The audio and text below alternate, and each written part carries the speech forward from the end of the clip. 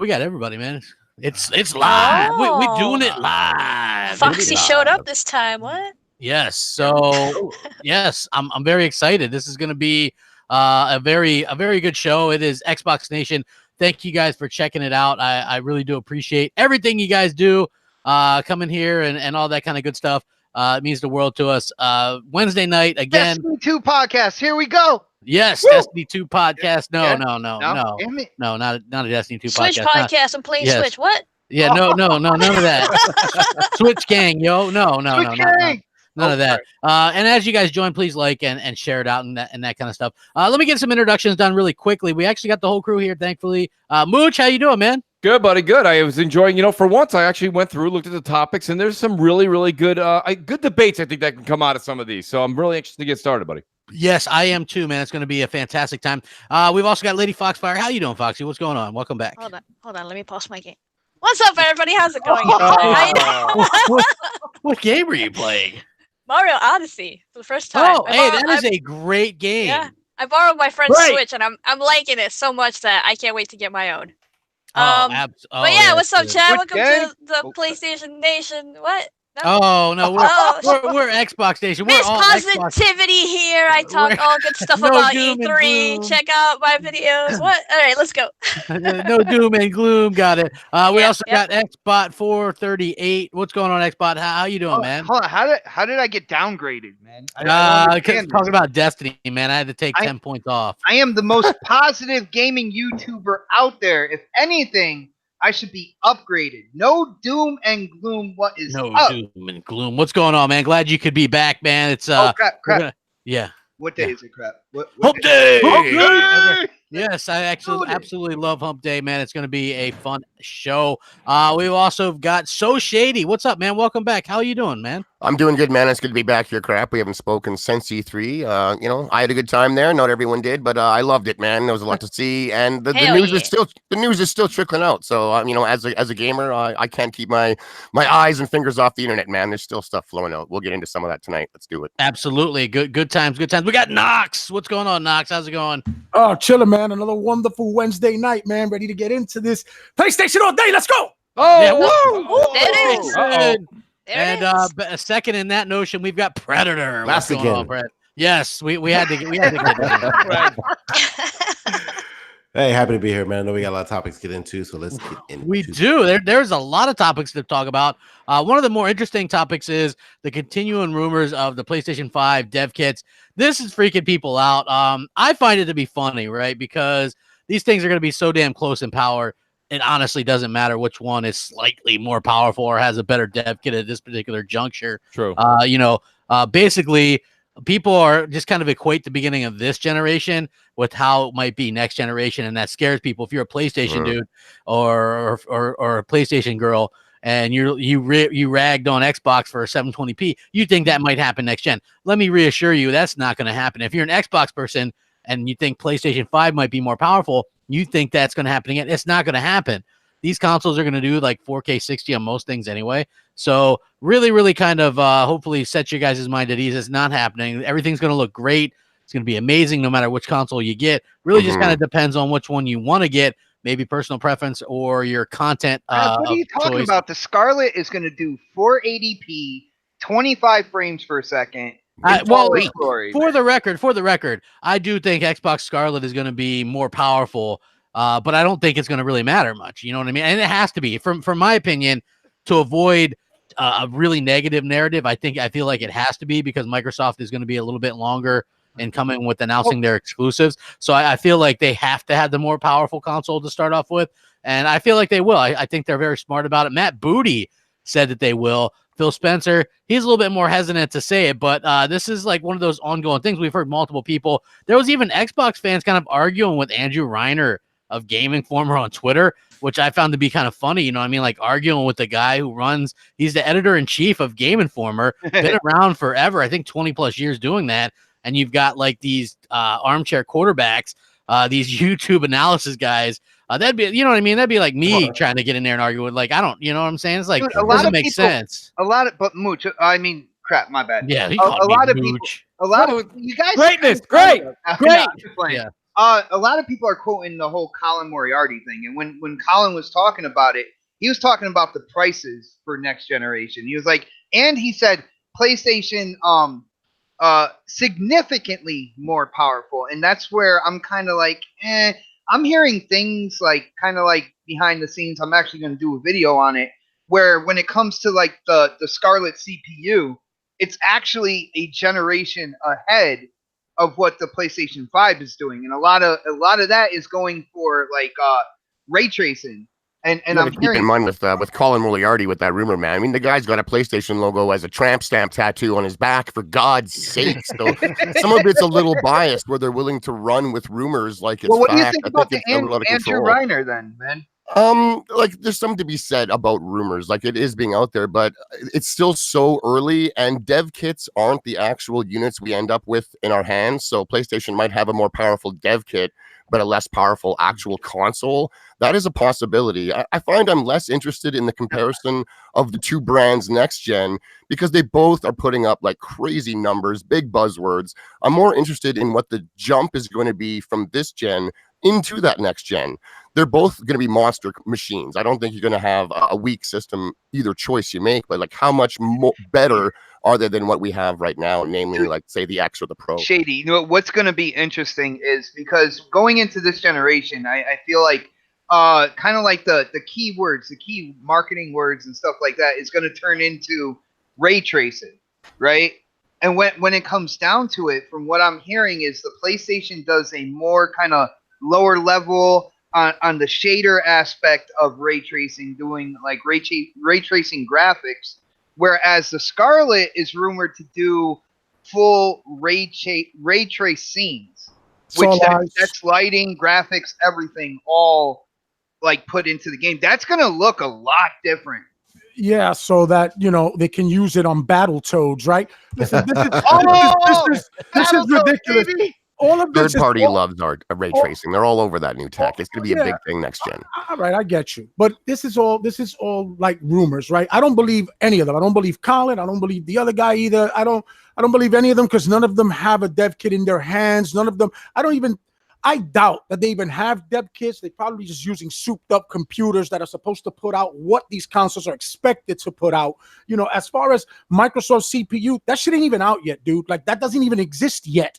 That's coming next year. So how all of a sudden they getting the tech to put it in the Xbox? So in the Scarlett. So that's all nonsense. Well, supposedly, Knox, Microsoft helped co-develop their GPU, and it's said to be quote unquote a generation ahead of what Sony's using. Sony's kind of using off the parts almost GPU, so they're very similar. But supposedly Microsoft's GPU is co-developed again by Microsoft, like they did with the Scorpio chip. So we could see, they did promise not to be behind in this whole type of thing, you know what I mean? But my man Solid Snake Oil Filskis didn't seem too confident in his story. His name keeps getting longer. That's it, man. Hey, wait till you hear his take on will Gears go to PlayStation. I've never heard a more politician-like speak than what he says, right? Like you're just left scratching your head asking what the hell did he just say? And we'll get into that later. But yeah, go ahead, Knox. No, I'm just saying that if they had this type of technology going into their new console, they'd be talking about it. They'd be a little more hyped up about it. That's why. Do I think they're going to be great? Yeah, they're going to be powerful machines. I would assume that they're going to be at least 10 T-flops, right? Each console, because they're going to have to compete with Stadia, right? Because that's a given that it's 10. So my bad, Knox. Yeah. They already dropped a hint though. If you go back and watch what they're talking about with Scarlett, they did say hardware accelerated ray tracing. Yeah. That is that's like mid-level in terms of ray tracing development from the 3 steps that I saw from AMD and all that good stuff. That's like generation ahead there, brother. I could dig it, bro. It was just like this was going to be the best E3 ever, right? We've been hearing these promises all these years. I said 2020, man. When it comes to Microsoft, bro, when it comes to Microsoft right now, I'm on the proof is in the pudding type shit. Yeah. You know what I mean? Like at the end of the day, it's going to be everybody's decision isn't really going to be based on what's under the hood because they're both similar. It's going to be based on the price and where you play your games and what outside factors you're interested in, whether it's streaming or playing on multi-plat games, or that it's all going to be based down on our own personal decisions. But like, I don't think the hardware or what's under the hood of the hardware is going to be the main factor on what comes out of the. Brad, I'll agree with what you're saying there, but I got to add something to it. To a certain extent, you're right. But for Xbox, it is imperative, and I'm saying this week in and week out, it's imperative that they do hold the power crown because of what Shady said a few moments ago. A lot of people play third-party games, okay? And the third-party developers are very keen on using the latest and greatest, what's under the hood, to make the best and greatest game for their customer. That being said, you're probably saying, so what does that have to do with it? Sony, we know just overall, they're a proven pedigree. Their first party is just without question, they're stellar. Microsoft still has a lot to prove in that category. Why I think it's imperative that Microsoft hold the power crown is not for console war nonsense. It's literally for their brand to kind of stay above water. For mind share. Right, mind share. Exactly. Thank you. So if they lose the power crown, just hear me out, Fox, and I'll give you the mic. I got to be honest with you, if they lose the power crown, you're going to get a lot of people that are just a hardcore Xbox fan. They're not going to say it vocally. They're not going to go on Twitter. They're not going to make a sign and hang it outside their home, but they're going to go buy a PS5 instead, because now they know that they can play their games on xCloud, a PC, a microwave, and they can do that, and then they can play all of their third-party games. I want to play on my microwave, Mooch. Well, why not? Yes. It's got a decent-sized screen on the front of it. Of course, yes. So my point being is that you'll lose that. It is if Microsoft doesn't retain this power, it's detrimental to them, and that's a personal opinion. I'm not saying that'll in my speech right there will kind of conflict or change your opinion. But Foxy, I got to hear what you got to say. That's my reason. I think it's imperative for them to keep the brand afloat. Yeah, I agree, because I noticed it, especially with Red Dead. Everybody was saying, "Oh, I'm going to get it on the X. Yeah. It plays better. It looks better. I hear all these things from these YouTubers. Let me get it on the X." So if you could bring that over to the next gen, and people can see the difference and feel the difference, Absolutely. like their games are faster, they look better, and even you see a difference from the X and the next system. When you start noticing that stuff, people start talking, word of mouth gets around. So right now, as it stands, I'm going to wait and see. Like Nox, I'm going to see for the final product. I'm going to see when it's out and about, rather than what these people are saying, so-called insiders, whatever, what they have back there. I don't know if I trust that stuff. Am I alone in that it doesn't matter if PlayStation is more powerful? I'm still going to go with the Xbox. I've got 900 games that are coming with me back to Pat. Game Pass is great. I enjoy the ecosystem. I enjoy Live. I don't like Sony's hardware so much. I don't like their controllers. They're online. Like, I'm just not a Sony guy. And that's what I'm saying. Outside factors, stuff like you're saying right there, is what people's going to make their decision based off of. Like, if Sony comes out and they're not back to back, then that's going to be. They've confirmed it. They've confirmed that they will with PS4. The power is a thing for a lot of people. I don't want to read reviews where every review is like, but the PlayStation 1 is better, because we got that at the beginning of this gen, and I was just tired of reading it. So I don't want a repeat of that. But I mean, unless PlayStation is like double, triple the power, I'm not even going to look at it. Here's the thing. It's the same thing I tell Crap, and I think Crap, he gets it now. It's not about me or you or anyone on the panel. I know you're not going to change your mind, but the topic of discussion here is that you may not, but the point is the perception, and a lot of Xbox folks that won't claim it, they won't go on Twitter and tweet out like, I bought a PS5, tweet. They're not going to do that, but they will go and move over because of the fact of what Foxy just said, whether it be Red Dead Redemption or GTA 6 or whatever we're talking about. Wherever it looks better, the third party, a lot of people will flock to that. And we saw that. If you go, Mooch, you're full of it. You said it yourself, Shady. The beginning of this generation, that's all it was. And let me tell you something. A lot of people keep saying, let me tell you something. You beat me to it. Right? I wanted to do it so bad, man. I heard you chuckle. I was like, I got to do it first. But like, people are going to, they're going to go where the power is, especially if they're first-day buyers. Because let's be honest, if Microsoft, if Sony, even if they have a couple of bangers each coming out, guess what else is coming out next fall? All the big third-party games, and they're going to look better on the better hardware. So it is an important thing. I understand that that's not going to change anybody that's hardcore's mind, and that's not my intent. My intent is just to kind of broaden the view for everybody and look at the big picture. But Mooch, right? I agree with you to a certain extent, right? But guys forget, and we shouldn't, because the reason that this power narrative thing even became an issue is because PlayStation was $100 cheaper and more powerful and putting out better versions of the multiplats. That's the reason. If they would have been on the same, if they would have been the same price, I don't think power would have ever been an issue. I don't think we would have never had the 1080p, 720p war bullcrap. You know what I mean? Oh, no, it still would have been there, because at the end of the day, you have PlayStation fanboys and you have Xbox fanboys, and then this generation, a lot of media really got. It would have been something else. It would have been something else. You forgetting about that. A lot of 360 guys went over to PS4 without knowing anything about it, just to save $100, brother.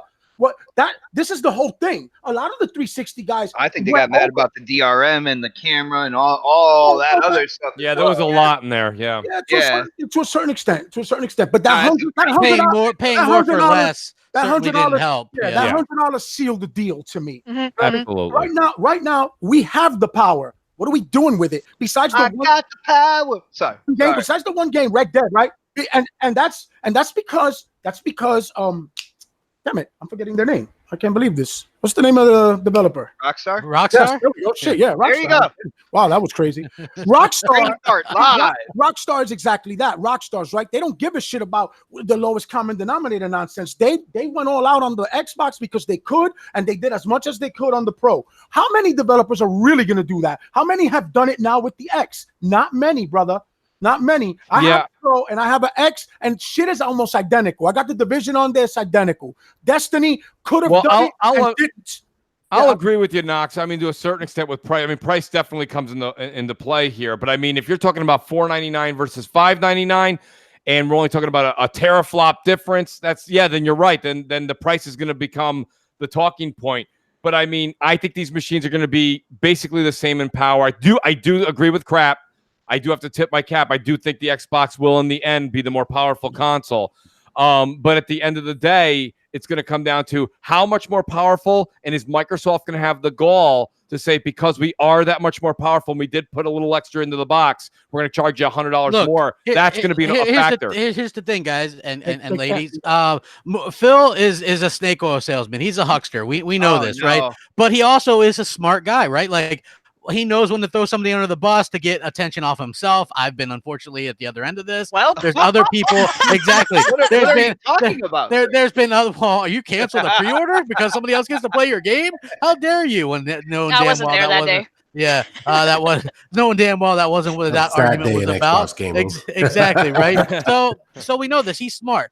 And look, you can say that it's fear-mongering, but if you look at what their new studios are doing, most of them are tied up with multi-plats for the foreseeable future. We get Halo, Gears, and Forza as a matter of fact, and those are great games. But he knows that people are hungry for some of this new stuff, and it's not going to come till probably 2022, 2023. You have to have the most powerful console to at least hang your hat on best multiplats, and I think that that's what they'll do, and that's what they'll very much advertise. The best place to play on a console, just like they do now. And then him and Mike will go back to playing on PC or whatever the hell it is they do. You know what I mean? Rigged. Like, yeah, exactly. Like, that's what they're going to do, and I think they are going to have. They will eventually have games and stuff, but I mean, they obviously have games. I mean, I have almost 900, but it's like, the new exclusives and stuff like that. I do 100% think that those are coming too.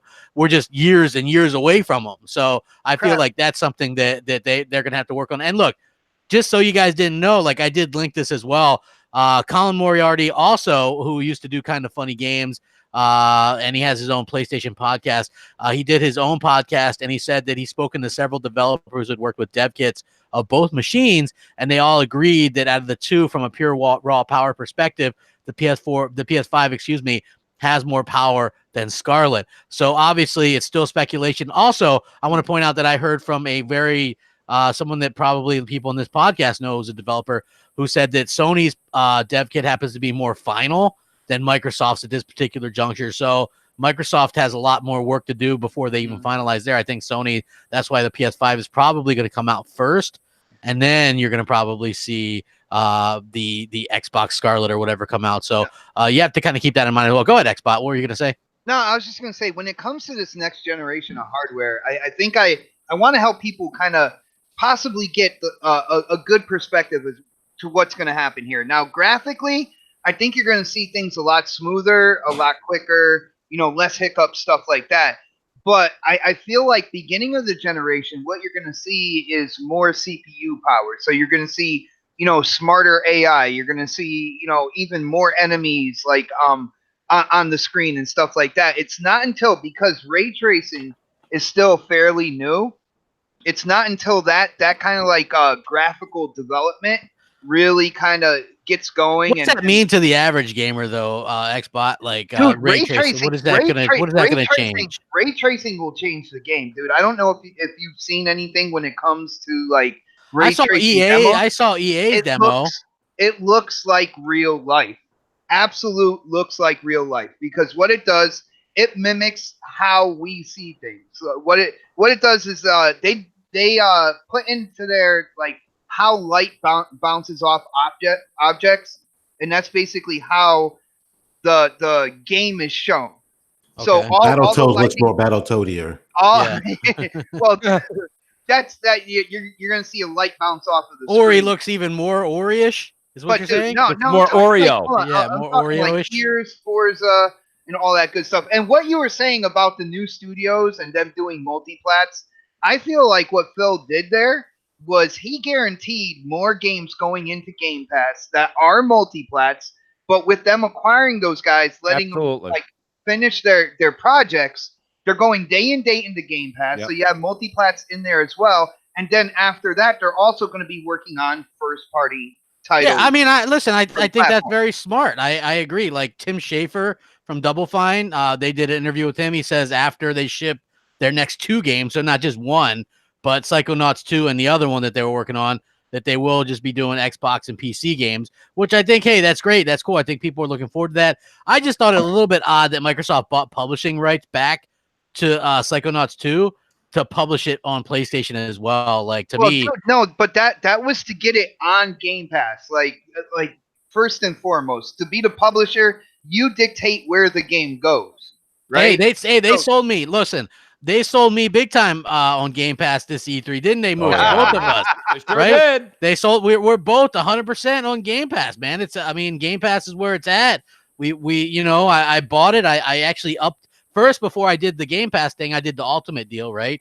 So first thing I did was bought 2 years of Xbox Live, and then I upped it to the Ultimate deal, right? Because, and I've mentioned this multiple times, I know it sounds schmarmy and like an asshole, but I get tired of paying. I know. I get tired of paying $40 and $60 for mediocre games by Microsoft. Now I don't have to worry about it. I can play them. I can play them for 10 minutes, 20 minutes, whatever my stomach can handle, and then I can get back to playing something better. Wow. Except for Gears and Halo. Those obviously they were showing crap. Those are like the kind of games that I want to play, but I don't want to spend $20 each on. And there was like almost $500 worth of indie games going into Game Pass this year that I don't have to pay an extra penny for. Like that's sweet.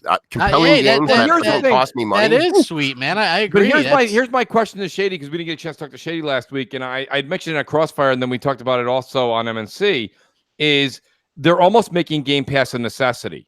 And that's literally what Shady's saying. Shady's like, these are games that I don't want to pay. So if I came back with a normal rhetorical answer and I said, well, Shady, now you're not paying $20 per, now you're paying $10 a month. He'd go, no, Mooch, I just got the deal that you got for the $1, and it gives me right. But the thing is, though, they've made the deal so sweet. We're all flocking to the honey, right? So we're all going to it. We're all right. Everyone's there. Everyone's all over. Enjoy. We're all fat and happy right now. Oh, it's great. It's great. It's wonderful. It's great. It's great. Right? It is. Hell yeah. Games. Right? But the same thing happened with Netflix. Get your streaming and the discs and the streaming. Do whatever you want. Doesn't matter. $8.99. Now we're up to $14.99. Right? So my point being is that once everyone's there and once everyone realizes that once they pull the plug, you go, whoa, man, I don't really want to not have 200 games at my leisure. Were you playing all 200? No, never. But I still want them. Guess what? Just like Netflix, you don't watch all 4,000 shows on there. You watch one. I've literally held on to Netflix for the past 6 months for what? Stranger Things 3? That's what I'm waiting for. I've been paying all these months for that. 4th of July, baby. Right? So my point thing is that what happens is we start to treat Game Pass like a crutch. You get used to it. You adapt. So they know this. It's addictive. So now you have this library. Imagine if just one day they just yanked the library. Why? I don't feel like paying now than $10 or the $15 or the $18 a month. Well, sorry. You have to wait for a deal. That deal's not for another 6 months. Sorry. Well, I guess I'll pay. So that's what they do. So what ends up happening is where we are now, fat and happy, and we're all like, I don't want to pay $20 for an indie. I want to have 200 indies for the $1. You got the $1 menu. But once you find out that the double cheeseburger for the $1 menu moved over to the $2.25 menu, you know you're pissed. Yeah. Even just that, beyond the Sorry. dollar deal, like that's insane. That's a one-time thing. Like Game Pass on its own is still just $10. The Ultimate, which is Game Pass for both PC, console, and Gold, bundled in for $15 is still cheaper than PlayStation Plus. $15 is still just what Ubisoft is asking for just to stream Ubisoft games. So I mean, it's still cheaper competitive. Than going to a movie. It's cheaper than a lot of things. It's still very competitive. It will likely go up $1 or $2. That's understandable. I'm very willing to pay that. Like I'm not even into the service for these indie games. That's pure icing. It's the fact that I'm still saving hundreds of dollars a year off of just the first party from Microsoft. And this is before they start releasing a game every 3 months, if that comes to be. Like, it's a steal just on the quote-unquote exclusive front. Everything else is pure icing, and it's only getting better and better and sweeter by the day. With that, I feel like, you know, if you're an Xbox gamer and you have Game Pass and you have Gold, I feel like they should just throw in the PC side for nothing, to be really honest with you. I don't know. Maybe it's just me. Like I didn't mean Plus either. Sorry, but I didn't mean Plus was more expensive. I meant PlayStation Now. Their streaming service is $20 a month or something like that. Oh yeah, they got. Oh yeah, they're gonna revamp that. Well, let me tell you something, Shady. You'll never hear me say the speech I just gave and then turn around and say you should probably get PS Now. I mean, I that's even worse. So, I mean, right? I mean, he's right. Shady's right. But you can't sit here. The one thing that a lot of people do, and I don't blame Shady because he's making a good point. But to be honest with you, you can't be like, well, you know, this is a pack of bubble gum costs. So this is there's a lot of things that are cheaper, a little bit more than anything else we all like. But what I'm saying, though, here is I want everyone to just stop for a second and think about it. I currently, like crap, and like probably everybody else on the panel, maybe even everybody listening, I have Ultimate now till 2022. Okay. Yep. So my point being is that I am now, for the next 3 years, like you are listening and you on the panel, are going to become adaptive and accustomed to having 100, 150, 200 games on PC and the same on console through Game Pass. And the day that expires and you realize, wow, there's no sale, and let's just use benefit of the doubt. Give them the benefit of the doubt. It's $14.99. So you're like, you know, I guess, did I really use that a lot? Well, nah, you know what? I'll let this one go by. So you let it expire. And then you go look and you're like, wow, I just literally lost 200 games out of my library. Wow. And you're like, you know what? And that's the same with the people at Netflix. I don't need Netflix. I'm cutting the cord. I'm out of this. I'm cutting the satellite. I've had it. The next crack, man. All of a sudden, it's like crack. Exactly, Brett. All of a sudden, people come back. You know, oh, you know what? For $12, really wasn't breaking the bank. You know, and you know who they're saying that to? We just got Netflix again today. Thank you. That's right. And these conversations, he's gearing up for Stranger Things, right? Oh yeah, baby. They happen in the mirror with yourself. Well, maybe I'll talk myself into it tomorrow. You know what I mean? So it's like what we do, and that's what they want. So and now instead of the casual, right, Mooch? What's that? Like you see these phone plans, they're adding in, you know, Amazon Prime if you subscribe, you know, and I can see them like they already partner with Spectrum. So like, you know, get Spectrum, you'll get, you know, Xbox Live for, you know, we'll reduce the price by $10 a month or something like that. So I can see that happening with these services going forward because they're already doing it with cell phones now. Absolutely. Well, that's what I was just going to say. They're taking Game Pass to the cell phone, to the heat bill, to the cable bill, to everything else you've been paying monthly the rest of your life. Because think about it. It's not about the crap gamers, the mooches, the shadies, the preds, the noxes, the Xbox, and the Lady Foxfires out there. It's not about us because they know that we bought 3, 4, 5 games before Game Pass a year, if not 10, 15, 20 games a year. Okay. Mm-hmm. So what happens is you have my friends, and we all have given stories like this. Shady gave a story the other day about it where he said, I had a friend of mine and he head over heels fell for Game Pass, picked it up, bang, great, so do I. But my point is most of my friends were buying Madden, done. Call of Duty, done. And I don't mean the same friend, I mean one game a year. Now they're going to get casuals, hopefully, to start to buy these things and get onto a $120 a year subscription that does not come to an end. Or, like Xbox just said, it'll come to an end. You look yourself in the mirror and go, you know, well, don't I deserve 200 games in my library even though I don't use them? I think I do. You know who you're talking to? Yourself in the mirror. You know what? I just talked myself into it. Let's go get lunch and sign up for that, Mooch. Let's do it. Okay. Yo, Mooch, I will let you know. Though? Like y'all looking forward to? I'm sorry, but no, my bad. Y'all looking forward to that type of service? Like that's what. But that's what this is the thing though, Knox. It's not necessarily a fair question to say, are you looking forward to it? The question, the matter of the fact is, if I could just ask you to go back in time for about 10 years in your mind when people were bitching and complaining about cell phone bills. Remember paying for minutes, monthly bills. Now people are like, you know what? I deserve unlimited. We all do. Let's do it. You know what I mean? Right? But we all went from 200 minutes to unlimited. Oh, you know what? It used to be $15 a month. Now it's $49. But I deserve it. I got to talk to everybody. Because I remember growing up long distance. Do this. You weren't allowed to do long distance, right? My dad would kill that shit. Exactly. Right? Yeah. Are you kidding me? That was killer. Now it's like you could use it without. I don't even have a damn house. So what I'm saying is, Game Pass has gone from a luxury to a necessity, and that's what Xbox has wanted all along. Oh yeah, and they're going to get it. I can't be the only one spending $700 to $800 or more on just games per year. I mean, I would gladly spend upwards of $100 per month to have access to every game. Every game from every publisher. Give me $100 a month, man. Like it's cheaper than cable, for God's sake. If it's even if it's in Game Pass, if it's something great, I'll end up buying it anyway. Like a lot of the third-party stuff goes pretty fast. Yeah, so you know, So you got to make sure with that stuff. I guess the first party doesn't, unless it's like a Forza's. I got a feeling like Forza's gonna dip out of the there. licensing and stuff. Yeah, like you know what I mean. I know they promised that it won't or whatever, but I still actually think it will. Well, but just wait till it dips out, crap. It'll be like 15, 20 bucks and done. Yeah, they don't just give it to you with gold, right? Like, they did that with Forza Horizon 1, right? Yeah. Like, and they can't even sell it. Did you guys see? I know we talked about this a few weeks ago. Minecraft story mode, it's like $700 for the entire thing on Xbox 360.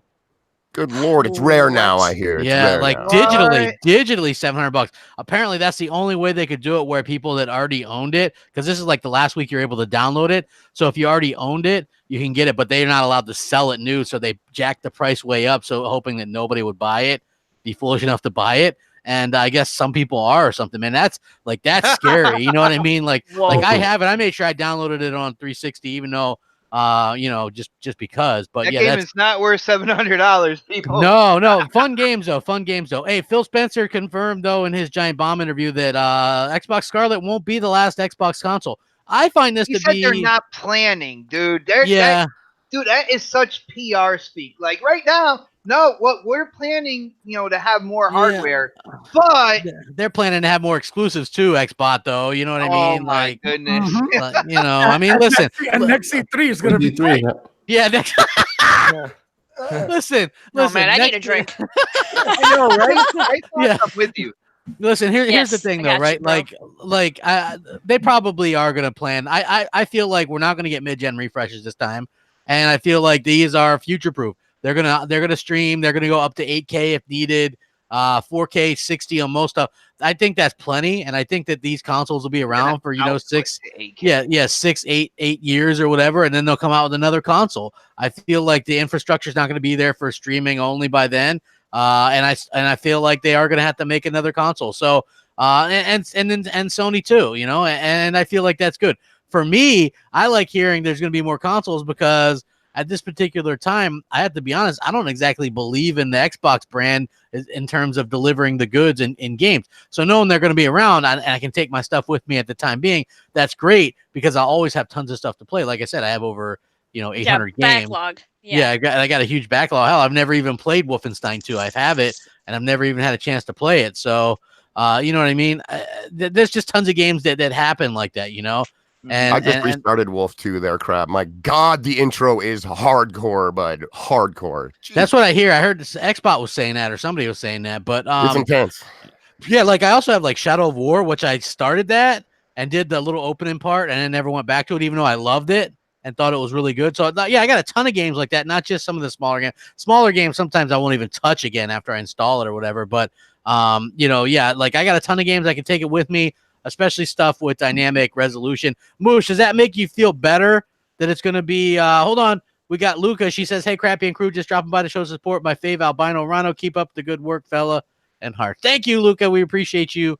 And she does show that the super chat is working. Mooch, what do you think?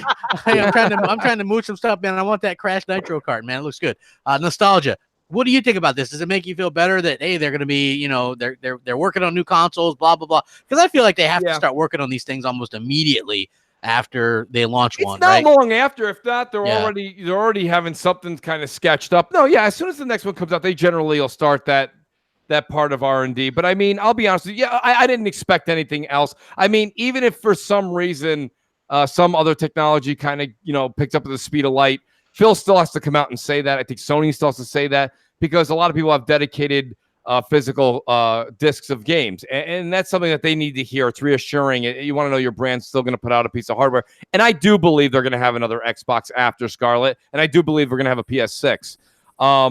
Then after that, then you've got to start to seriously sit down and look at where you are. Because at that point, you're not only looking at 7 years past, you're not looking at 2027. You've got to look at that 7-year existence after that.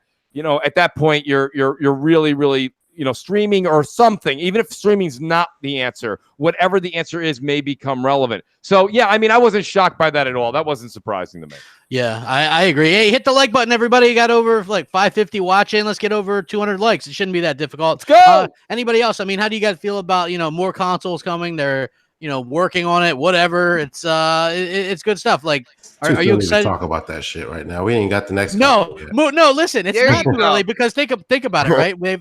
Think about what we've gotten in terms of game. I could go on a rant. We get more console announcements than game announcements, and where he's actually kind of announcing another console before we get even any more games. But wait till next E3. It's a bit of a good thing that it's happening. To be honest, a lot of people are terrified that console gaming is dead now, and we have a next gen coming, let alone what happens after that. So I think Xbox just saying, look, this isn't the last console we're planning is a good thing for those console only gamers, basically being like myself.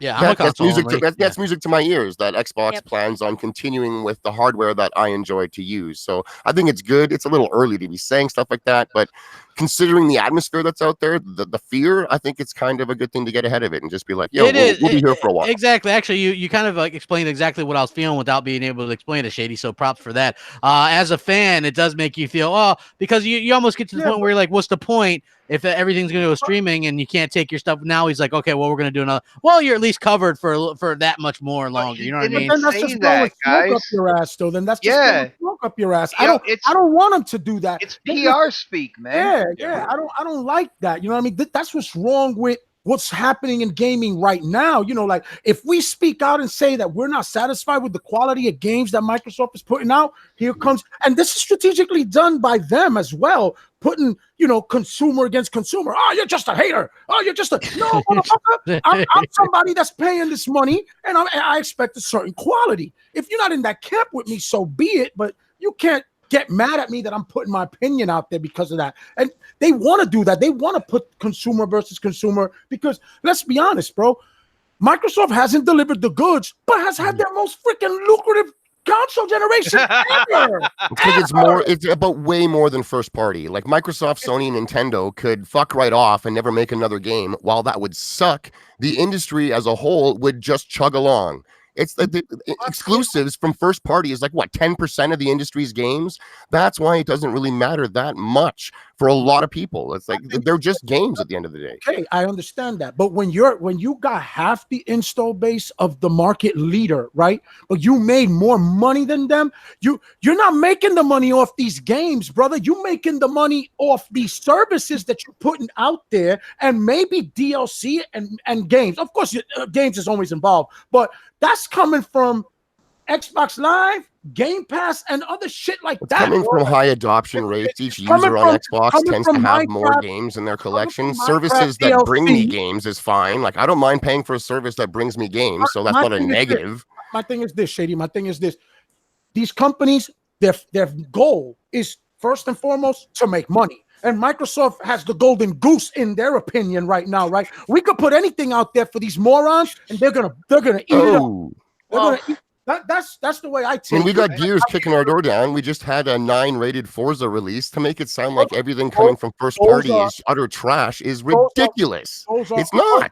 Those are good. Those that you mentioned, but that shit is far and few in between. Yeah. And I'm not trying to get into the whole, like Xbox first party nonsense. I'm just saying Microsoft wants to get heavy into subscriptions, Xbox Live, Game Dude, it's not just So does everyone Microsoft. They else. all want to Yeah, they do all that. want to. I expect exact same mirror announcements from Sony when they Just start because talking. It'll be the Microsoft, same they stuff. have the infrastructure to get in there and really offer something first, something that is tangible to the gamer, doesn't mean that these other companies don't want to like follow up right behind there. Yeah, because they see it, right? Like I said, ain't none of them exempt. I'm not picking on Microsoft. None of them are exempt. They see the money. And like I just said a minute ago, right? First and foremost is their bottom line. That's what they care about. They don't care about the hardcore. They don't care about the cat. They care about the demographic that suits their needs, right? If right now catering to the hardcores was making them the guap, that's where they're going to go. But it's not, right? They think it's going to be streaming and the casual. I don't know why. That's what they think. Right? Oh yeah, but they have said that they're going to continue with consoles, and like we're constantly yelling at Microsoft to release things early. Tell us what you're doing. Give us a roadmap. And in this one instance, the roadmap is we're not giving up on consoles after next gen. And I don't think there's anything wrong with saying that. Yeah. They're getting ahead of people thinking that consoles are dying. But They're not. Shady, here's the thing. This is what I hope the people out here understand.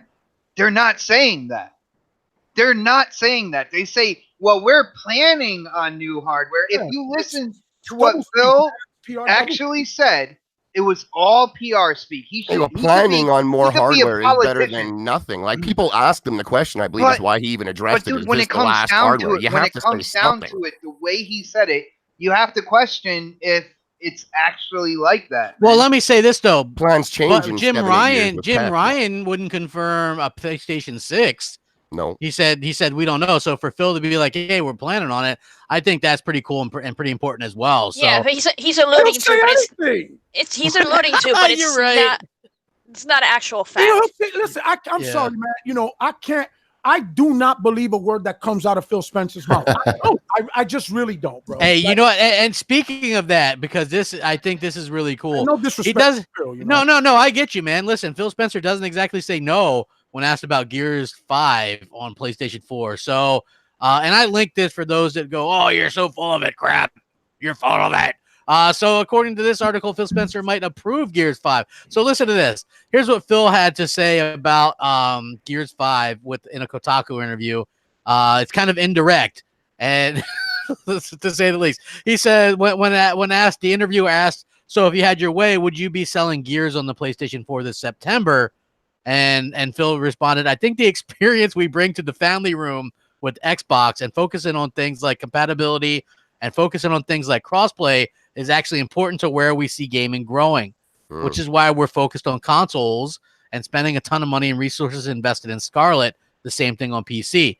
So today people are saying, are you going third party? Whatever that means. But the idea that we are a platform company continue to be true, and we think about how that platform infrastructure could grow, and we think having the world's most powerful console, having a great Xbox in the home, is a critical component to that. Then the interviewer presses him even more for a concrete answer regarding Gears 5, and then Phil responds with this: ensuring that you have a connected ecosystem with players where people save game and their state and their friends list and their entitlements move seamlessly from every ecosystem, from every device that they want to play on is critical.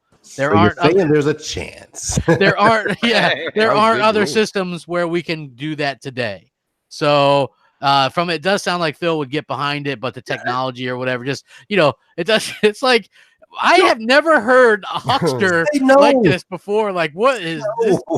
This guy is like, yeah, just say no. You know what I mean? Ishan says PS5 or Xbox 2 if you choose only one at launch. I would probably say, for me personally, PS5. Simply put, because GTX 2080. Because well, I see people doing that. I saw people I'd never thought. Chase, another guy, building his PC. Right, I see people doing this as an option now because it seems like they don't want to get sold on new hardware already after we have already been sold on the X, and now they're selling us on this other stuff. So I totally can get behind that and understand where people are coming from with that. Just my personal opinion, I would definitely, if I could only get one at this particular point, and then going in and like Microsoft had a chance to sell me on a Xbox Scarlett this year, and they didn't do that. Yep. So next year it's going to be Sony versus Microsoft. Who's going to sell it to me? If I can get both, I'll get both. If I can only get one, probably it'd be PS5 based on the VR aspect and the no for a fact that they're going to deliver some great games. Well, the other difference too is, I mean, you left a big part of that out, Crab. A lot, and this is a lot of Xbox fans. Well, this is coming from a guy who loves like an interactive movie as a video game. When it comes I love VR too, man. I love it, man. I can't help that. it. That I can say, like when Phil, talking about the X was like, yeah, high fidelity VR and stuff like that. Absolutely dropped the ball on not delivering on that with the X. So I can hear you on that, brother. But as far as great games are concerned, like Sunset Overdrive, Halo 5, Forza Motorsport, Forza Horizon, Ori, I mean Quantum Break, Rise, Son of Rome, like I could go on and on. I know, here. but how long can we talk about Rise and Quantum Break, man? Well, Quantum Break 2, 2016. I put Rise in there for you, brother. And Quantum Break, I like Rise, but again, man, that put that in there because it's still an underrated game to this day, man. It is like 7.5. Yeah, I mean, games. You can't diss Sony's first party games, calling them interactive movies, and then tout the list you just touted, my brother. No, but literally, Detroit. Detroit. Until Yawn. Like those are all Xbox. They're better games, Xbox, than what Microsoft has put out, bro. And listen, it's personal preference to the max, man. Like I don't agree with that at all. While the games are good and narrative focused and the story is great, that's not why I'm playing games. I want gameplay. I want cooperative. I want multiplayer. Sony doesn't know what the fuck those words mean. So I mean, while they nail it in some aspects, they're not bringing the variety for me, man. The Last of Us multiplayer. The Who multiplayer? No one talks or plays that crap. I mean, I've heard it's functional at best. It's functional. The fact that it's there, it's not touted as being awesome. It's functional. It's attacked on mode. No one, the biggest Last of Us fans in the world, don't even talk about that. I think Mooch really liked it though. Mooch, I did like it. I think it's one of Sony's best. But I mean, it's not the highlight for that title at all. You want to talk about tacked on? That's that. It's tacked on. But you can't tell me. Listen, Sony gives you what they give you first party wise, and that is top-notch, stellar quality titles. If you're not into first party, I mean into multi single player campaigns and shit like that, then that's on you. And they offer you the same multiplayer bullshit that Xbox offers. They do not. What game can you play cooperative? You could play Call of Duty, right? You could play Battlefield. Those are I can play single player games. I got The Witcher on Xbox. I got single player games like Assassin's Creed. Enough of this single player is only done on PlayStation. It's not. You can, and I can get those on PlayStation too, on top of their great. You cannot get very many third party awesome cooperative experiences. They're few and far between, whereas almost every Xbox title offers cooperative play. Almost all of them. PlayStation doesn't know what cooperative means at all. They don't know what it means. Give them that, man. They got more. They got people playing Call of Duty and Battlefield on their multiplayer. They got people playing MLB, right? That's fine. Xbox guys playing Witcher. They're going to be playing Cyberpunk. They're going to be playing Red Dead. Like people play what they want on their system. You could play all of that on PlayStation too. And this comes down to preference, man. If you enjoy what Sony delivers, that's fine. What the fuck are you doing on Xbox at the end of the day? Really, if that's the case, like I enjoy what Xbox offers more than Sony, which is why I'm over here, or one of the reasons why I'm over here, anyways. Yeah, but like if you enjoy them that much, my thing is, I can say that I enjoy Rise and that I enjoy. When people were given, what's this game? The one that Bot just said.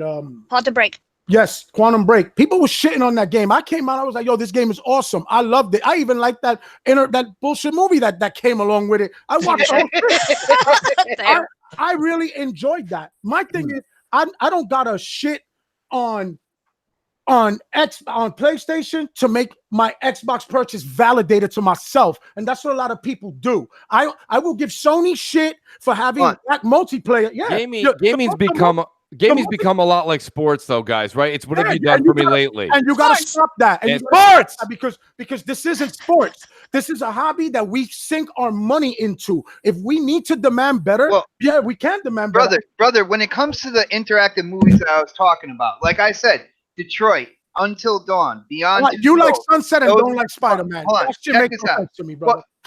Dude, Spider-Man Graphically, hold on, Gotham looked guy. amazing. Gotham That's guy. it. Let me pay some bills. Everything, gameplay, graphics. Pay the bills, Crappy. Hey, I gotta pay some bills, guys. Bill. Gotham guy says, if you chose a PS5 at launch, then what are these exclusive games you plan on buying? Last of Us 2 and Death Stranding would have already been released. Sony next year is going to announce stuff like the new God of War and Spider-Man and stuff like that, which They I just think started hiring for the new. Well, God of War. listen, Horizon Zero Dawn. Well, there's a rumor that might be a launch. Yeah, I don't know. Yeah, I'm not sure what they're gonna have. But here's the Crappy, thing. just say VR. We all know. Yeah, listen. Okay, well, VR. I love VR. Yeah, but listen, yeah.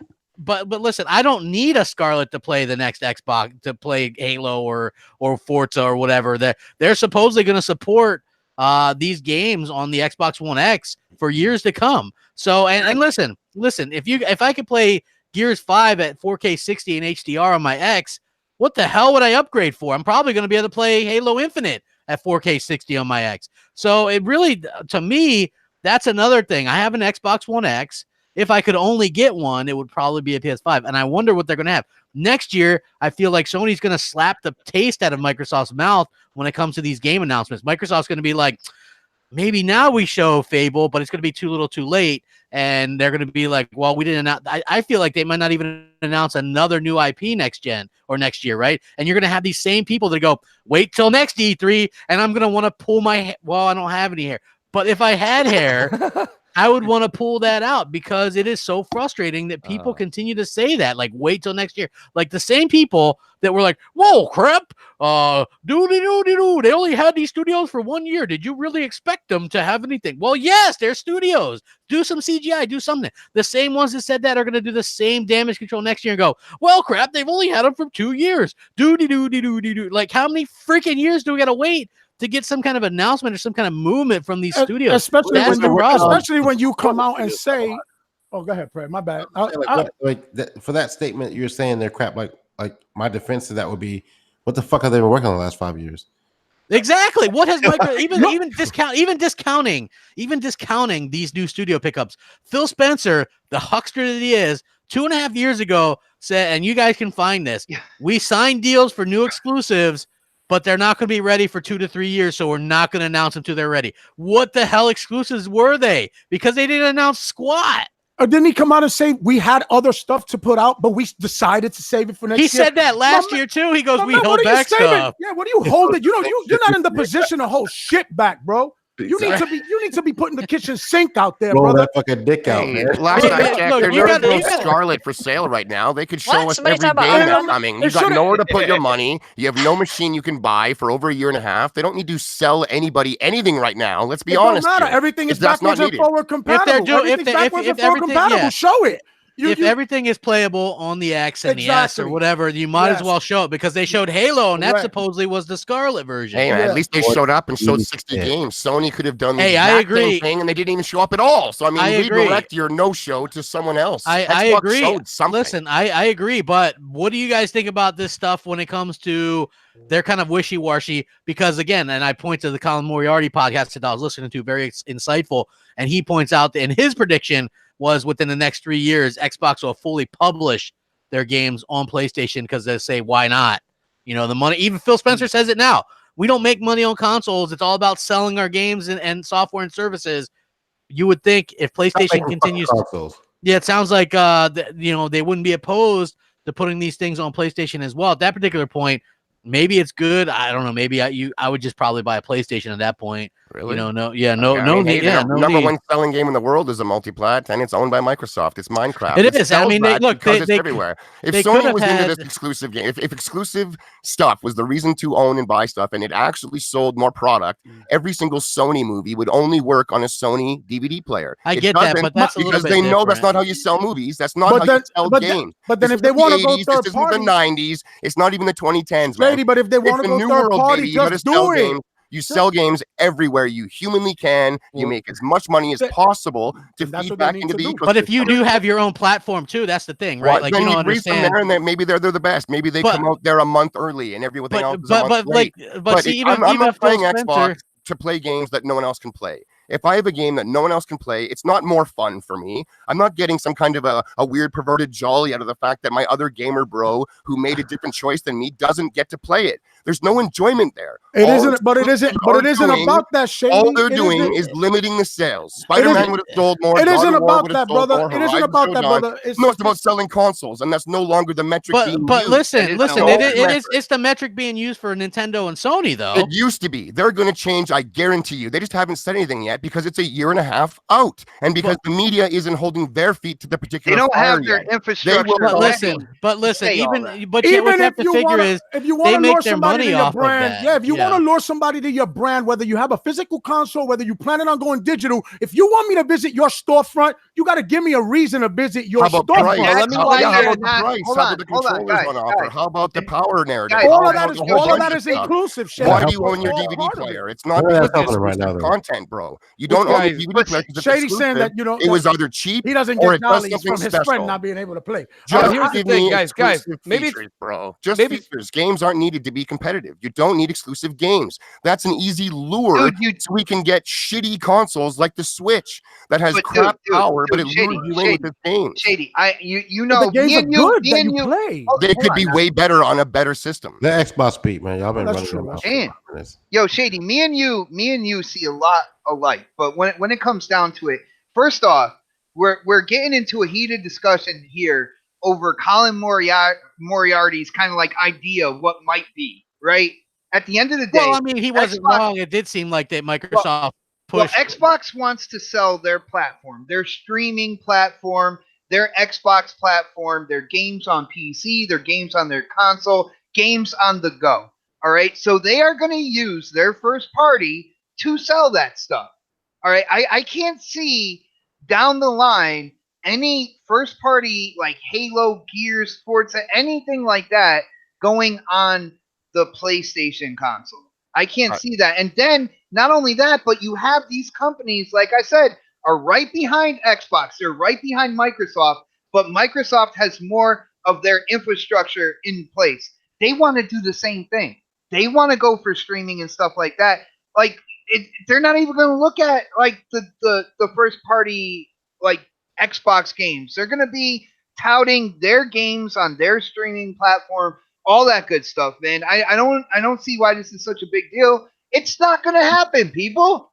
Well, listen, if you listen to what Frank, if you listen to what Frank says, he alludes to it possibly actually being a discussion with shopping the Master Chief Collection to PlayStation, and Phil doesn't come out and just say, no, we're not shipping it on PlayStation. I get what Shady's saying, but there's no reason for multiple consoles if everything's on everything. Like somebody's going to die. How is that a good thing? You're going to kill off. Why are you in a rush to have more than one piece? Why are you in a rush to not have the competition of these particular platforms? Like it's going to die. They can make a way better performing console that has just more specs, cheaper price. So you're just going to have, so you're just going to have three companies vying each other for a more powerful console. That's not going to work well in the end. There's a million toasters on the out on the market. They all toast bread. Yet somehow but comparing it to toasters is completely different. You're going to have something.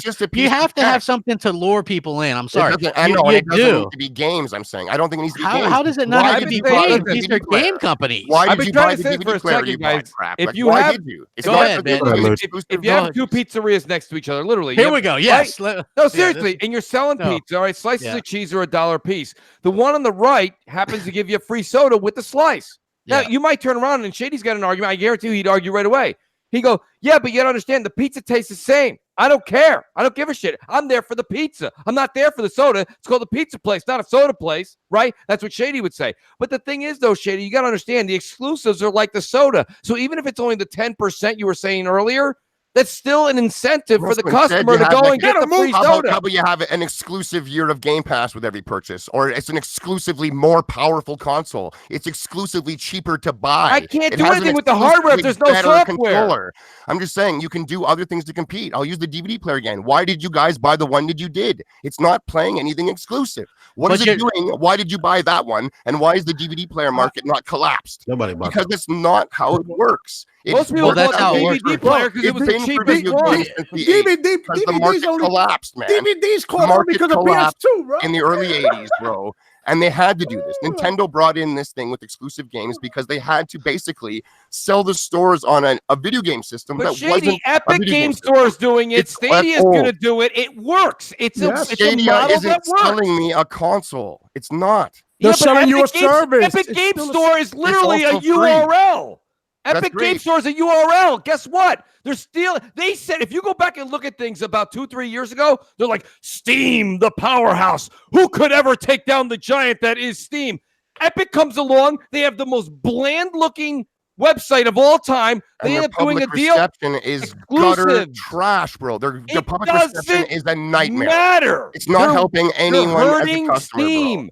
It's all about business. It's not helping the customers, though, is the point at all. They're forced to use your storefront. Hold on, it is actually it's helping customers because from what I understand is Steam's a big pile of trash too, and they never police their own stuff, and it's making Steam compete and actually do something for a change. Well, so far, Steam hasn't done anything. They haven't lifted a finger. Steam hasn't done anything, and Epic is just buying exclusives. They're charging you, the customer, the same price. You're now forced to use a storefront with less options. Doesn't it help developers too, though? Hey, I'm not a developer. I don't give a shit. I'm a customer. I argue from the customer's point of view. Yeah, but just a second ago, Shady, just a second ago, you're talking about it's better for the industry, it's better for the this. If the industry's not making money, I'm not going to get games. I'm not stupid. That's how it works. They need to make money, and putting your games everywhere is going to make more money than putting your games just on your system. It made sense when there was only a console ecosystem and it was closed off. Because of modern tech, that is no longer the only way to play video games.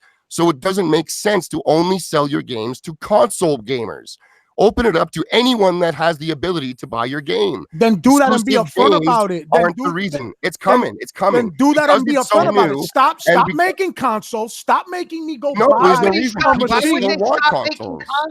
Why? What do you make? You want to go third party? Go ahead. So what? Make a console. They still make money off of every third party game. But nobody's gonna buy. Listen, nobody's gonna buy it. They buy Blu-ray players without exclusive movies, bro. You know what? You know what Blu-ray player? You know what Blu-ray player I bought? I bought the Xbox One X. I bought the Xbox One X. That's fine. There's other people that didn't. Because it's a 4K. How about your TV? What content does your television play that mine doesn't because it's exclusive to your TV brand? What is it? None. TVs are selling, man. Well, you're talking about a little something different, like those. If you want to play games on a console, you'll buy a console. Listen, if DVD players had their own exclusive content to sell, then they would. Listen, Microsoft has a console to sell. Sony certainly has a console to sell. Nintendo has a console to sell. They're going to need to sell. I can promise you this: Nintendo is not going to put their games on an Xbox. Sony is never going to put their games on an Xbox. The only ones that would even consider doing this would be Xbox doing it the other way around. They already do it.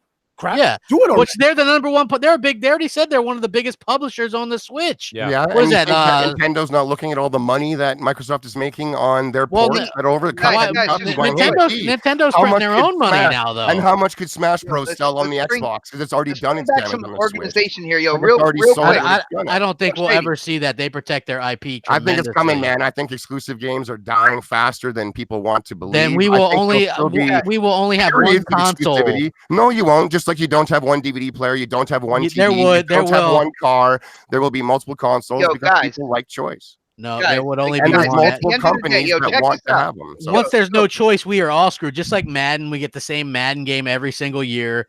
You know what I mean? There's only one baseball game every single year. That's what happens. You don't have these companies that can compete. We don't get deals. The day that there's not three companies in there offering differences without PlayStation Plus giving free games, we would have never got them on Xbox. Without a world of monopolies. If that was the case, it'd be a world of monopolies. There'd be one phone, one TV brand, one car brand. Yeah, but the thing is, though, when you're talking about games, video games aren't the only different thing on the planet. It's just like everything else. Well, video games are different, in my opinion. Hey guys, take a favor. Take a water break, will you? I got mine. Somebody get these guys a Gatorade. Can I just say one thing? Can I just say one thing real quick? Sure, go ahead. All right. The thing here, and please let me finish this out before anybody kind of jumps on me or anything like that. We're talking about Xbox and saying third party. There is nothing in the rule book that states if Xbox does put out games as multiplats, that they can't also have a platform with a superior online service, their achievements, everything like that, all right, as a platform and still put out games as multiplats, all right? It's never been done before, but there's no rule book that. But there's less and less reasoning to do it. Listen, they already kind of did it this gen, right? They've had shit off for exclusive content, and they're getting lapped by a Switch that's been out for 2 years. I'm not saying they're 50 million, 60 million consoles behind Sony. It launched at $300, which was cheaper. It's also the only portable console which has its gimmick.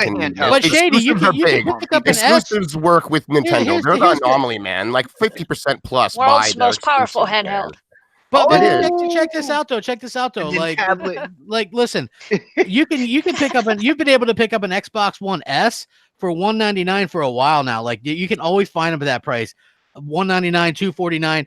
A Switch, that thing is never on. It's more expensive than an S. I think the exclusive argument only works with Nintendo. People buy Nintendo stuff for their exclusives. Not everybody. Only 10%, arguably, buy PlayStation stuff for their exclusive games. They never sell more than 10% of their audience. Whereas Nintendo games, they're frequently doing 50% plus are buying that IP.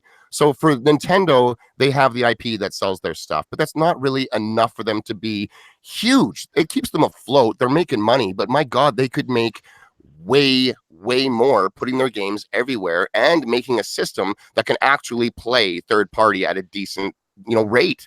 I think Nintendo is the only one where the exclusive argument works, where people, you'll buy a console for its exclusives, not PlayStation. We're talking like your very first console. Secondary consoles, yeah, I have a PlayStation because of its exclusives. So I have 5 games on the thing. I have 900 on my Xbox, 5 games on my PlayStation. The PlayStation's an utter fail for me this generation. I've spent more on the box than I did on the games. That's not a win for me at all. It doesn't make me excited. Listen. Like, the E3 was a little bit lame for me, right? Like, without having those. No, it was like without having. No, I laughed. Somebody said get Shady an adaptive controller. Without having the possibility of a big surprise. And let's face it, without Sony there was no surprise.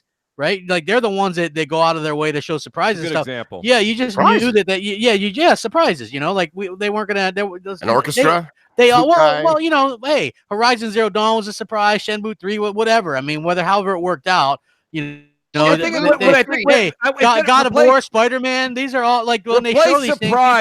Replace surprise with actual fire to putting their feet to the fire. Microsoft came out and they played E3 very safe, and that's I think. And you guys are going back and forth. If I hear you guys say DVD and something else one more time, listen.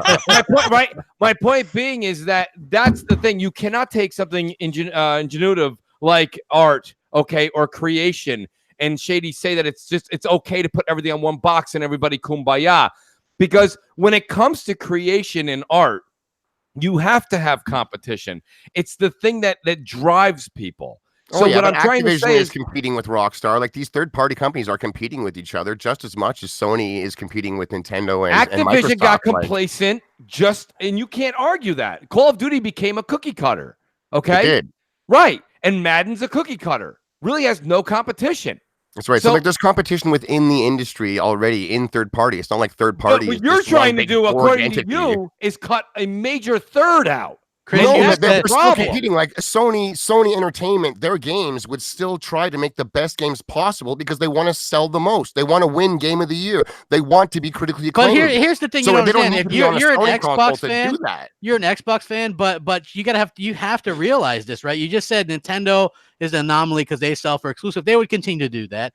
If you could get Xbox exclusives, quote unquote, on PlayStation, PlayStation is the more known brand worldwide. Xbox would be dead very quickly in terms of the hardware. I can almost promise you that they would just not see any reason to. Why would you? Because a lot of people, even hardcore Xbox fans like me, would think, well, if Xbox games are on PlayStation and PlayStation exclusives are only on PlayStation, what the hell point is there to get an Xbox? But that's if PlayStation stays where they are. They're not going to put their games on. They're going to put their games everywhere. They just have to use their wording so carefully because of the zealotry of their fan base and propping up exclusives like they do, man. Well, they know that their diehard loves exclusives, and I swear to you that the Sony corporation wants to sell their games to everyone, and they need to get their messaging out properly. It's not even so subtle you don't even know about it. But it's here's the problem, Shady. Here's the problem, right in their face. Here's the problem.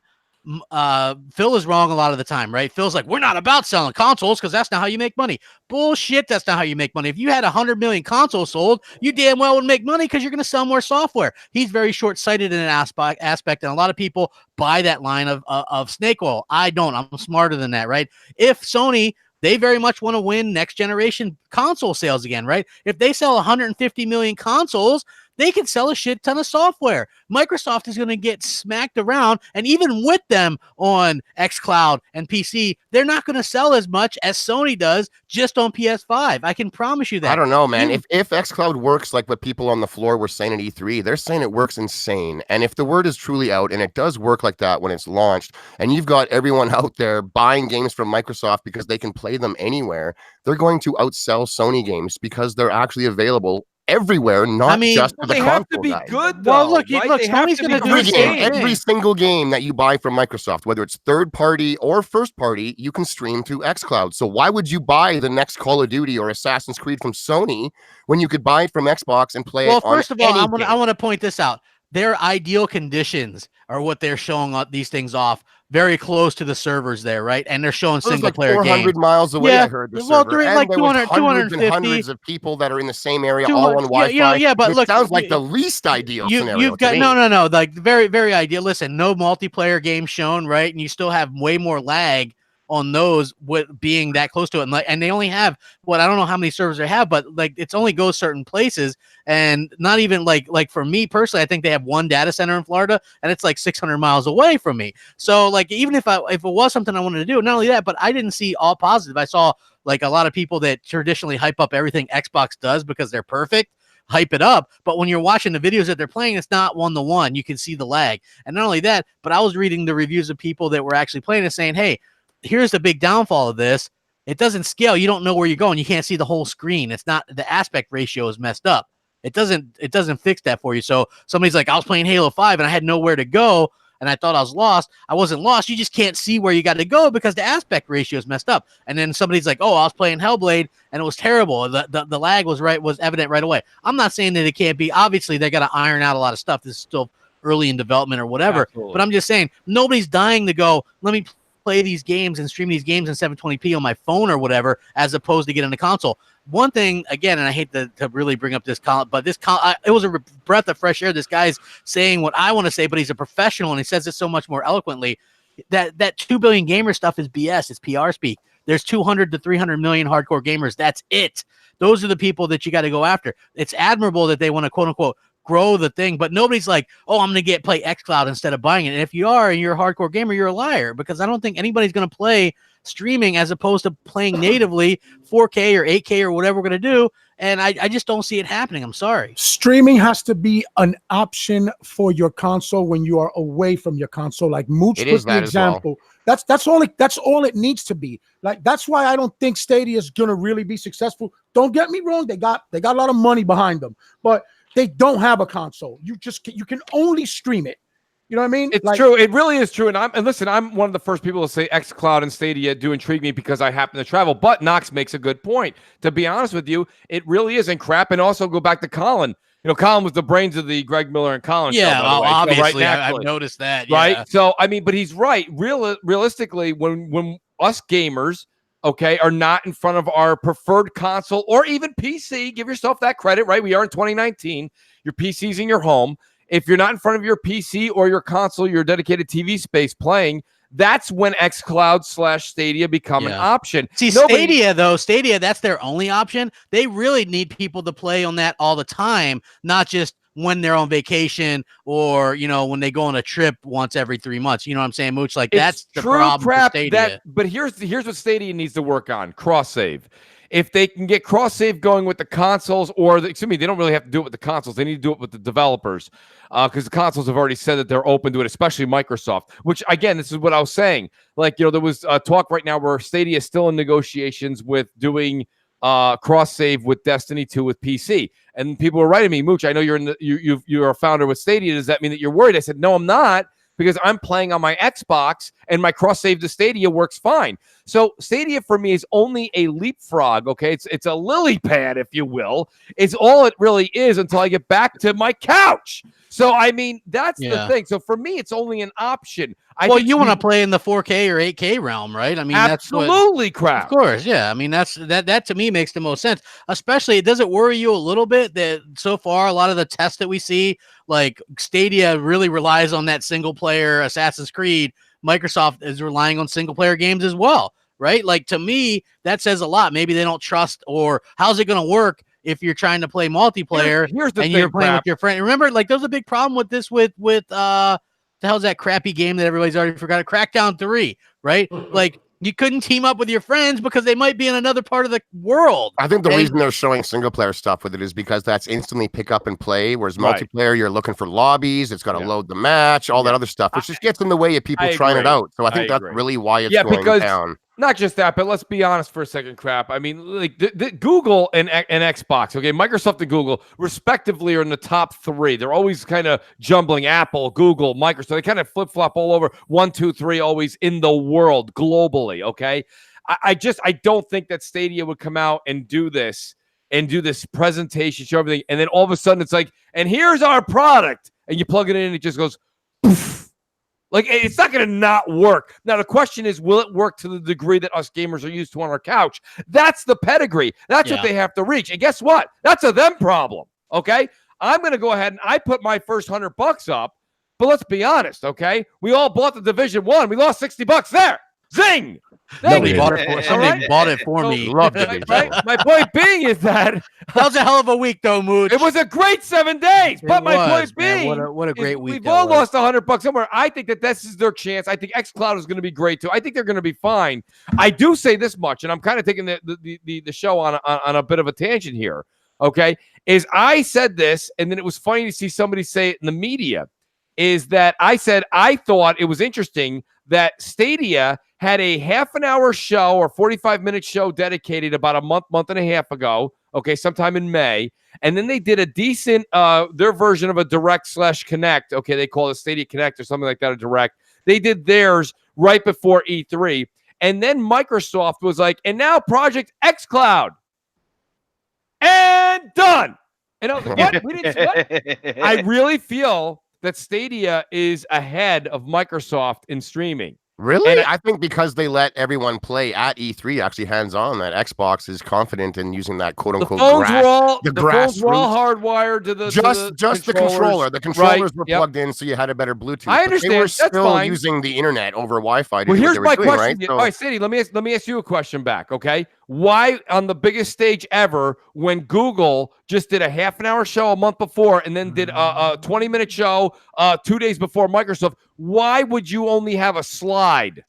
And I think generally that stuff doesn't translate well to E3. You got someone out there playing on a phone on the stage, boring, or they just drop numbers or stats. They could have said, hey, we have 3-2. It's one of those. You ever see the very first episode of Mad Men Mooch where the guy's like, the advertising for our tobacco will be, it's toasted. And everyone else is like, yo, all tobacco is toasted. And he's like, yeah, I know. But we'll say that ours is toasted. What's everyone else going to say? So is ours? No, they can't. You stole our. It's toasted. Everyone's like, oh, I'll get that one. Shady. These are respectively the top 2 companies in the world. This isn't holding water this time. Stadia came out with an actual payment plan, what they're giving their customer, what it's going to look like. One of their partnerships already with Bungie, okay? Showed a list of games. You're telling me that a company that's neck and neck, this isn't Sony and Microsoft anymore, where people are like, come on, Mooch. This is neck, right? Exactly. Same cash money, same cash flow. Okay. You're telling me all they can do is put a slide up of servers? Come on. They got caught with their pants down, I think. I don't know. I don't think no one's heard of Google or Stadia, so they have a lot to prove. Rushed. For one, they need to prove themselves and actually show stuff. Microsoft did say there's thousands of games that'll work with xCloud. They didn't give pricing details, but I expect it to be either exactly the same as Google's, where they offer a free streaming option as long as you own the game or have the license to it through Game Pass or something. And if you want 4K, 120, HDR, 5.1, just like Stadia, they might charge for that, maybe, or they might just come out and it's all free. I don't see it being anything worse at all. Like, I think it's going to be free across the board. I would be shocked if they charged you a penny to stream your games. They just want you to buy them. Now let me combat that real quick. Let me just combat that real quick. They got on stage, had a segment that was dedicated, and which was about 10 times longer than the xCloud segment, where they came out and showed Ultimate Game Pass. So if you're right, Shady, which I didn't think, I actually was in your camp. I thought that's what they were going to do too.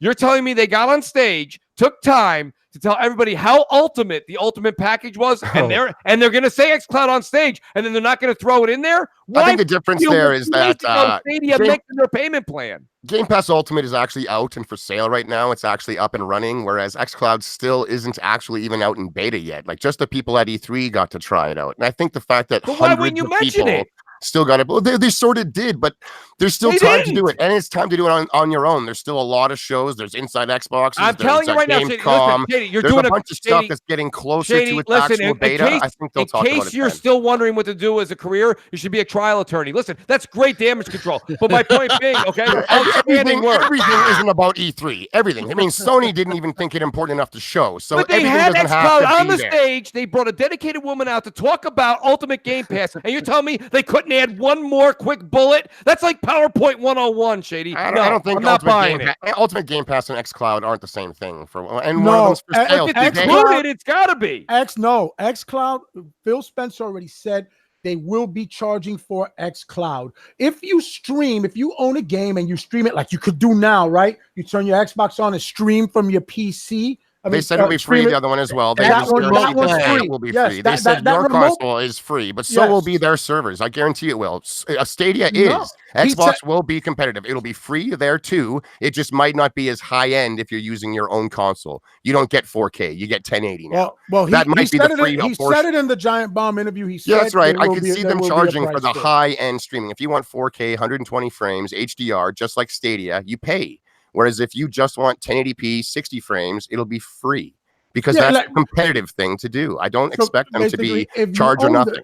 If you own the game, right, and you want you need to own it, or you could just be subscribed to Game Pass because then you have access to those titles and you can stream them for free. JD Gamer says, with anything free, you are the product, and that is what Google will do to Stadia, collect and then sell your information, just like on Android. Well, listen, the games aren't free; the service is free. You still need to buy the games. Yeah, you have to buy your games. I still think that they'll have Microsoft will charge something.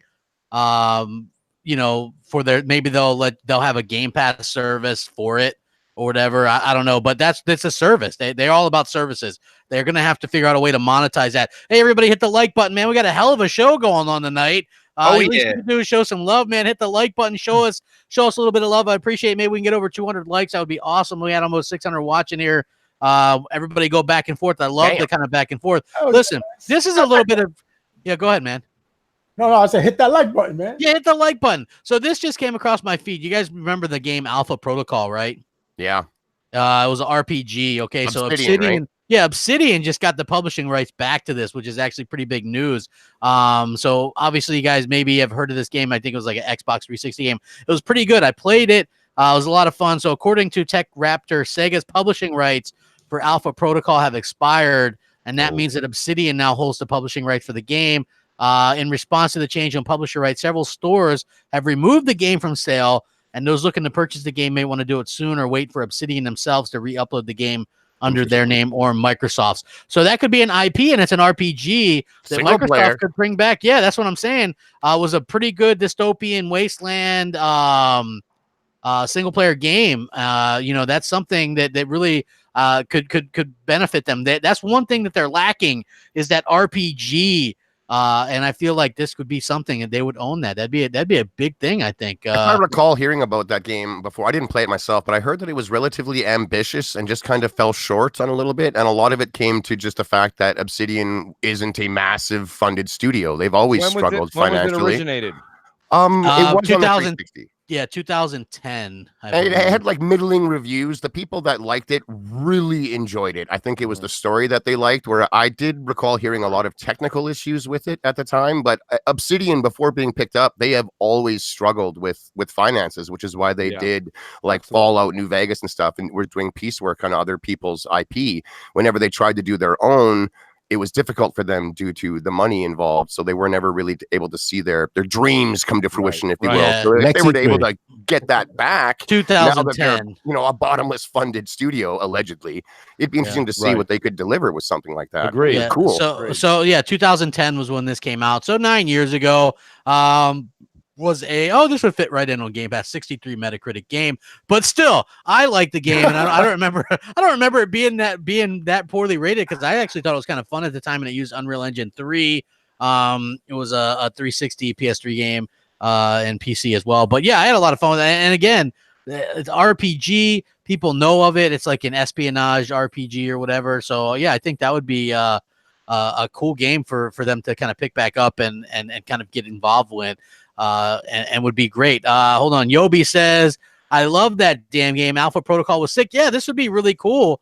Hold on. Dennis Haas says, and this just in, Obsidian announced that the game is coming to PlayStation. Hey, the sequel maybe wouldn't. We don't know, man. We don't know about that. So we gotta kind of take Bring it it easy. over there. Yeah, wait till next E3, guys. Come on. Sell it on the Switch. Sell it on the fridge. Sell it on everything. We got it on the watch. We got it on the fridge. We got it on the toilet. We got it on your shoe. We got it on this. We got it on that. We got it on Lady Fox. Yeah, we got it everywhere, right? Like, yeah. Wait, what? It's on every. Yeah, it's on Lady Fox, right? Come on. I threw it in there, Foxy, because you were being quiet. Interested. Like, how much could Mario actually sell if it was everywhere? How much would God of War sold? Like, but who would buy Nintendo's platform if that was the case? Who cares? Well, Let the strongest survive. Either you make it because you can make a good platform, or you're out of here. But I mean, but here's the thing with how much me, would right? this IP sell if it could sell to everyone? I like that Nintendo does something different, right? Like and Foxy, you're playing the Switch for the first time, right? And you're enjoying it.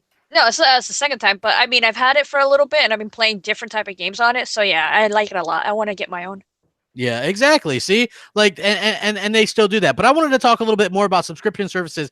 Square Enix getting involved, saying that they're looking to launch their own subscription service sometime soon. So, guys, we're looking at, buy Microsoft subscription, Square's, Ubisoft, EA, like Mooch. Crap, when does it end? Cut the cable, crap. Cut the cords. Just I did. I spend more now that I cut it. Right? Then you get the ABC app, the NBC app, the CBC app. You gotta have. Don't forget about AMC, HBO, Showtime app. And then you can do is instead of paying a bundle for $60, you can buy $6, $7, $8 a piece a la carte. Let's do it. Yeah. No, my a la carte is still less than half of my original cable bill. And as I said earlier, I would gladly pay $100 a month to have every game that comes out. Every subscription service, $100 a month total for every game. For you, Shady. It would be insane. Shady, why don't you then go back to your cable company? Because for $60, you get 300 channels instead of the you're spending $12 or whatever you said, $20 a month, and you're only getting 4 channels now. Because there's nothing on TV anymore that's worth me watching or tuning into. You don't like the really indie shows? You don't like the indie shows? Come on, I don't want to play those indie shows all. No, not really. I'll wait until it's all out. For $165 package, and then I can watch all the indie shows I want to watch.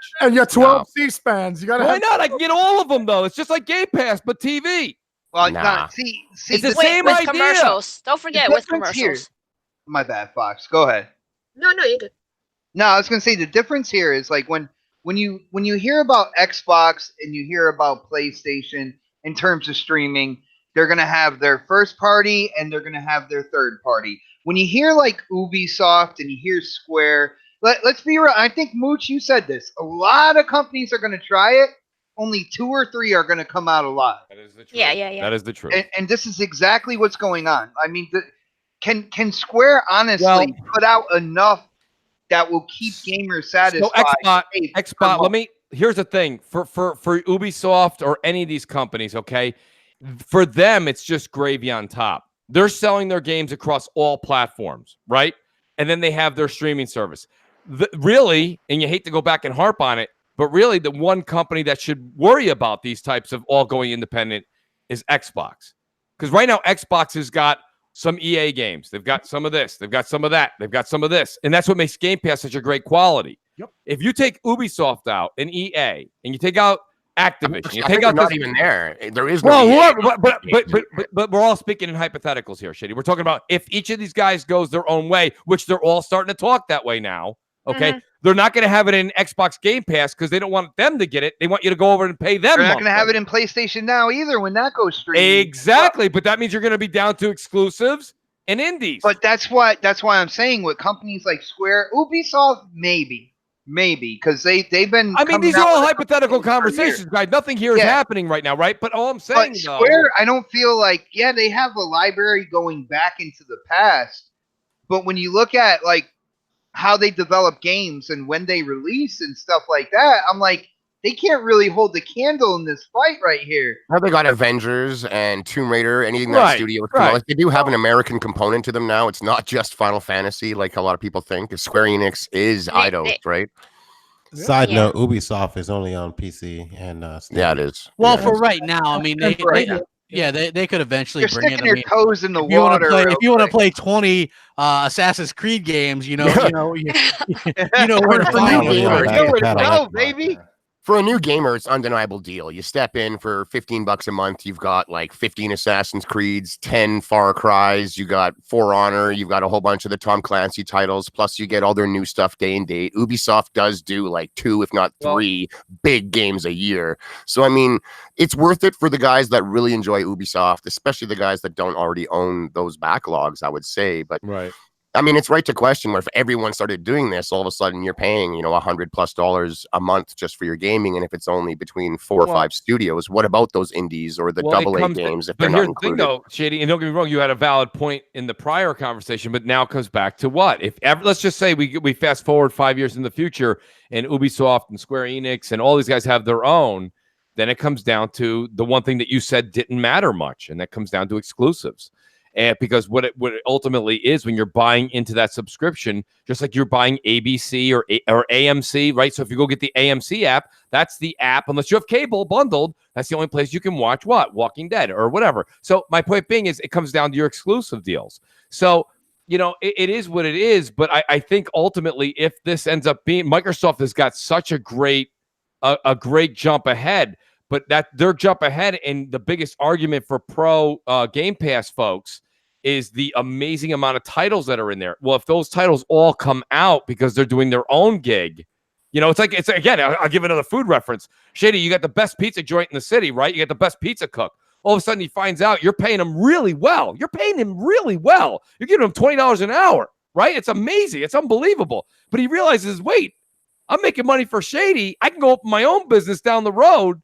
He's going to be screwed, even though he's doing great. He's doing great because of me. Yeah. So all of a sudden he goes down there, right? I mean, this is ultimately what happens here. So Game Pass looks very attractive right now. It's that T-bone steak. It looks fantastic. But realistically speaking, if all these companies jump into that situation, Game Pass they're going to have a big problem. Well, I think there'll be some titles that'll be leached out of it, Sari, but like the big thing with Game Pass now is actually those like $20-ish indie games that no one wants to buy for $20, like myself did earlier.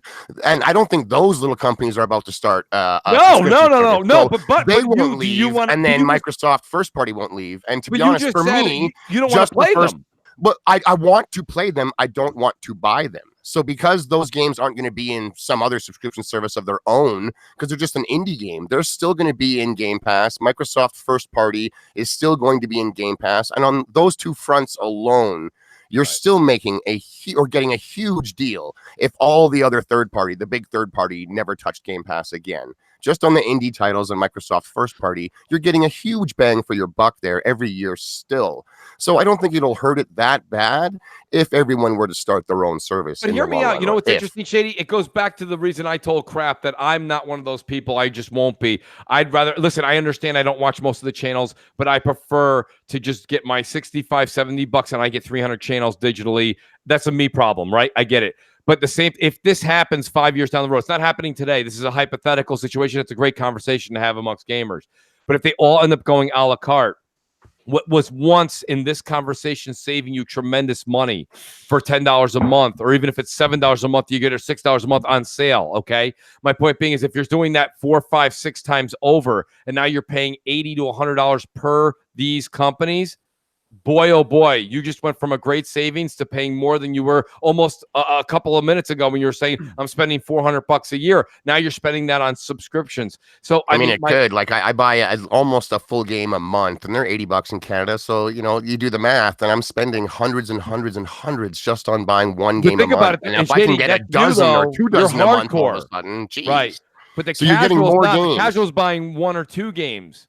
That's Right, right. So if to those ask two them games, to jump in for a full year at that cost is a Right. lot for a casual because they're only into one or Absolutely. two games. So it's better for those types of gamers to just buy the title outright. But for Absolutely. the guys that like to play a bit of everything or try out a whole bunch of stuff, like you can't beat the service. It really is amazing. And now that, say, Blockbuster and similar stores have gone the way of the dinosaur, you can't really try a lot of titles today without diving all in and paying that full sticker Right. price, which is Right. brutal. So Game Pass helps out on a lot of aspects. But I'll tell like you, that. It's boy, not perfect, but man, if it's that unparalleled, I subscription- think, if right that- now. If the subscription base does pick up, though, I'm telling you, the savings we're talking about, I don't know.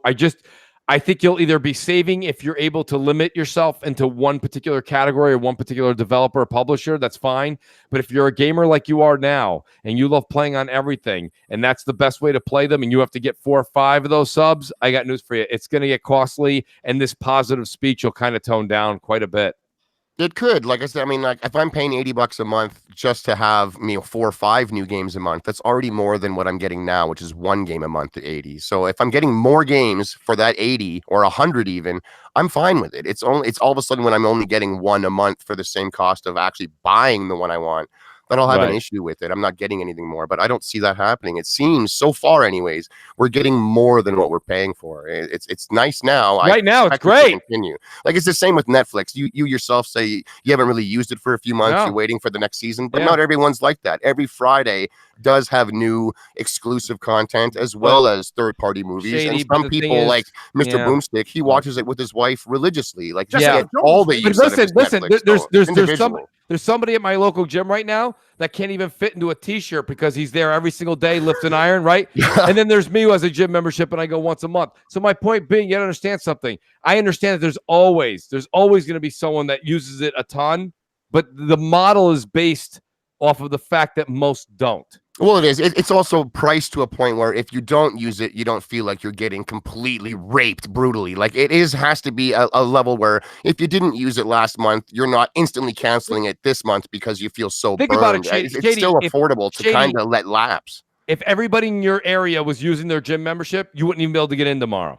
Oh, exactly. I hear you. That's I know. That's how many people do what I'm saying and not what you're saying. But that's the difference of having to and like don't leave use your, having to leave your house and go actually put your comfort. No, body through the rigmarole is different than loading up an Xbox and trying an indie because or there's two a lot you of people. wouldn't buy. No, there's a lot of people that have Netflix that don't watch What About Bob? You know, there's a Agreed. lot of people that don't just. I love that movie. Yeah, I did too in 1987. Listen, my thing about it is, right? I just think that a lot of people, this is Microsoft did that, right? There's so many people at Microsoft that probably made this pitch to Saudi and said, listen, we can get them on this model. Like it's a cozy blanket in January, right? If you're in New York anyway, it just gives you that warm feeling where you're like, I've got all these games. I own these, even though you don't.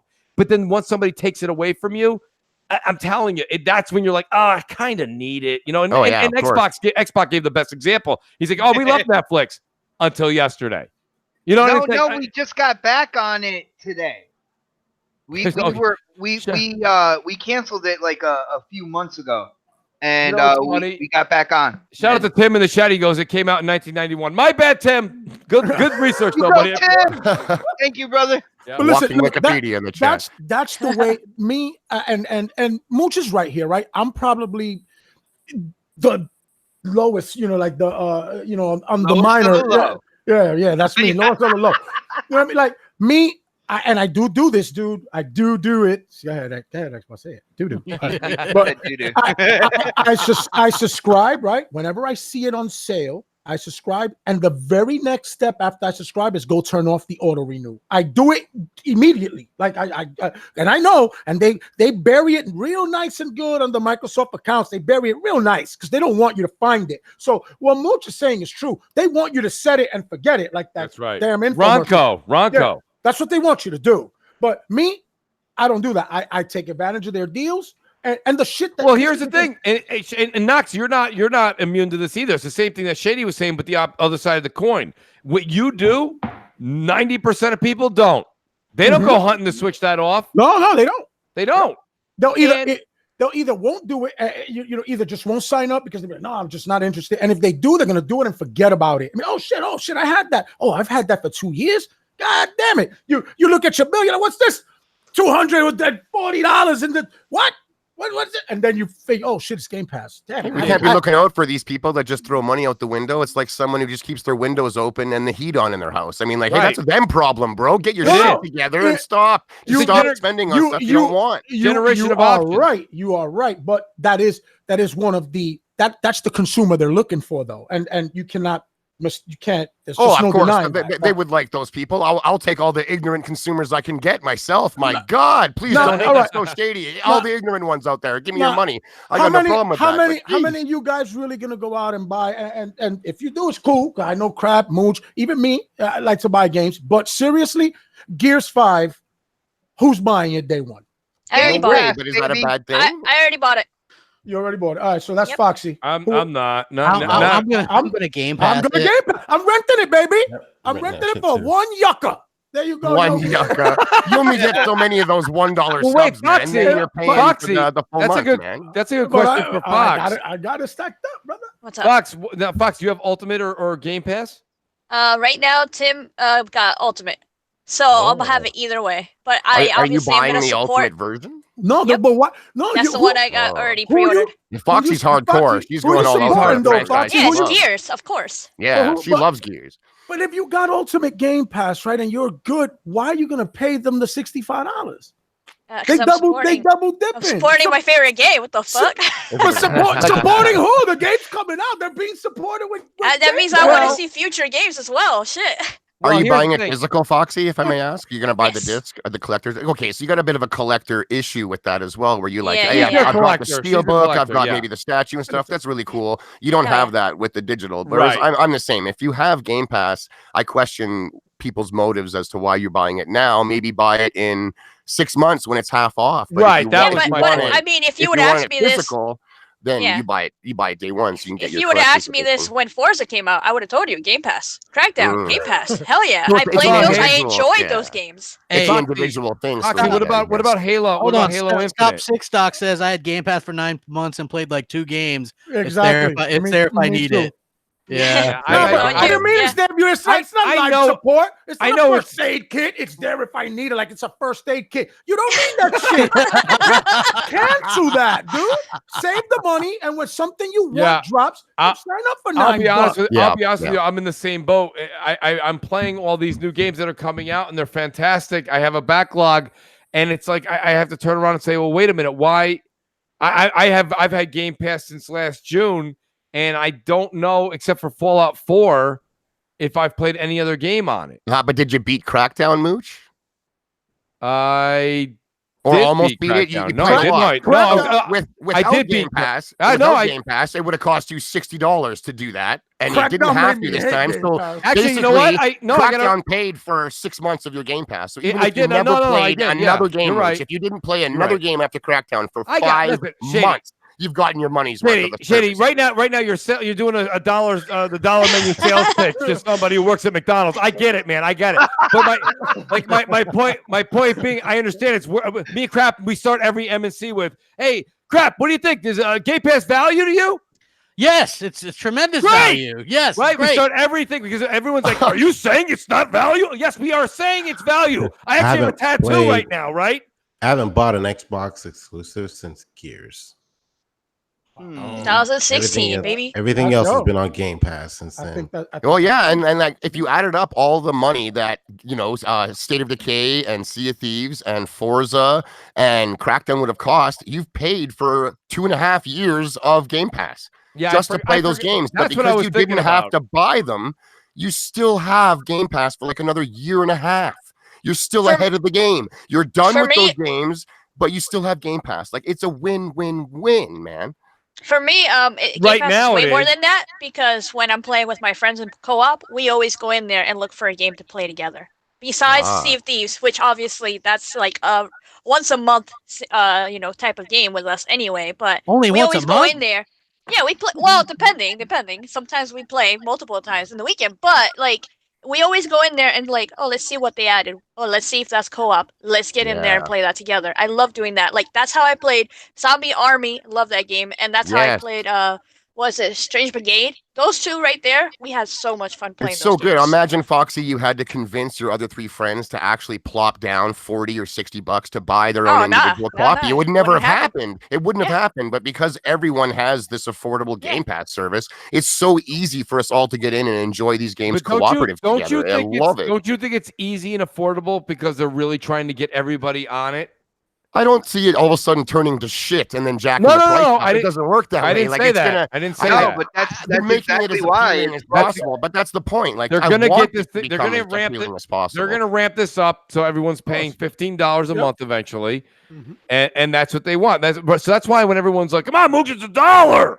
It's not, dude. It's $1 today. I get it, dude. I get it.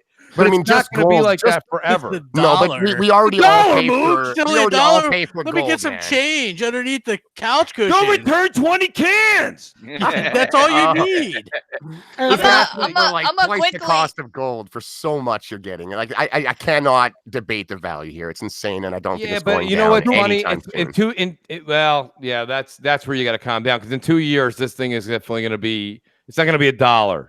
But that's a one-time use as well. Like, it's easily worth $15 a month if you just look at it from the exclusive point. If you were to buy every exclusive per year, it's more expensive to buy them than it is to be a Game Pass Ultimate. You just earned your whole year. You just earned a first-class ticket right over to Redmond.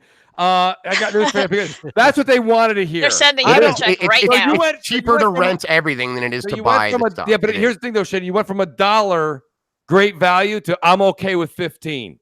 Like in literally really 2 seconds. And what's wrong with 20? So what's wrong with 20? It's going to cost me over $240 a year just to buy exclusive. What's wrong with the price is once it gets to the point where it's costing me the same to subscribe as it does to buy the games outright, it's not worth it anymore. But it's not there. It's going to have to be like $50 a month in order for it to reach that level. So in 3 years, you'll be done with Game Pass. 4 years, when it gets to like $15 to $20 a month. No, it's still a huge deal. $20 a month for what Game Pass has today, let alone all these new Microsoft studios when they start cranking out their games. $20 a month once all the third-party games start to come out because they have their own. No, but there still has those indies, right? Those compelling indies that I don't want to spend $20 on. I'm going to forget about $30 a year, right? Shady, what happens when a game that you want that's an $80 game, right, comes out and it's not on Game Pass? Now they got you, right? Because you still... The Witcher, the next Witcher, is not going to be on Game Pass unless they're going to pay an exorbitant amount of money. But I'm buying that shit day one. Yeah, that's right. I don't wait for stuff to come to Game Pass. Like I bought Metro Exodus, and I knew that it was going to Game Pass. You're not saving. No, not on every game. I don't need every single game to be available to me for the first time ever in Game Pass. Like I buy so much games day and date that they launch, but I don't need to do that with the small indies anymore. I don't need to do that with the first party at all anymore, and I don't need to do that with a lot of the AA third party because they show up. Microsoft and Sony are just gonna be digging all up in your pockets, bro. That's what. Hey man, right now I'm getting nothing but value, nothing. And the second it changes for me is the second I'll stop paying for it. But we are so far away from there. I'm not even concerned about it. I remember when Netflix was $6. That's fine. They also offer how much more content now than they did when it was $6. Like they have so much content. It's impossible to watch it all. There's people yelling at them to stop making as much exclusive content because they can't watch it all. And what about when the streaming services start offering different tiers, right? I mean, like, oh, you want the 4K 10 teraflop joint? You got to pay this much a month. This is only a problem for people that need to have everything. Of course, if you need it all, you're going to pay for it. That's the way the world works. It's just kind of, I think soon they'll start doing that. Oh, you want 60 frames a second 4K? Well, then that's this much a month. Well, of course, Stadia is already doing that. You want 1080p 30? It's this much. And Netflix already does that. You pay more for the 4K stream than you do for the less. So, I mean, it's already a thing with tiered.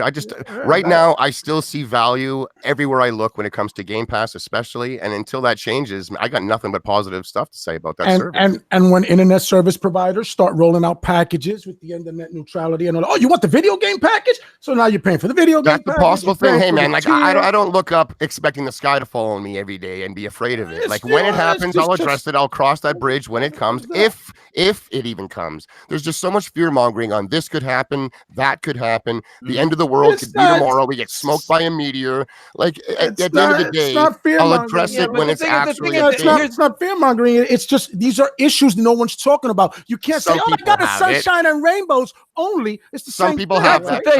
That's the thing. We don't all live in the United States. We don't all have the same issues with our internet providers. I understand. What I'm saying is, if I look at something realistic, I'm fear mongering. But you're realistically, yeah, sunshine and rainbows. No, it's something. No. I understand. Like, it's something to bring up, but the way that, like, just your tone and your excitement level makes it sound like it is a guaranteed thing, and we need to get the pitchforks out now. Like, it just seems like definitely bring it up and talk about it. No, it just seems like it's too intense, if you will. You know what I'd prefer? Give me my console the traditional way. Give me the option to buy it. If not, if you want to put Gears 5 and rent it to me for $5 as opposed to me purchasing it, give me that option.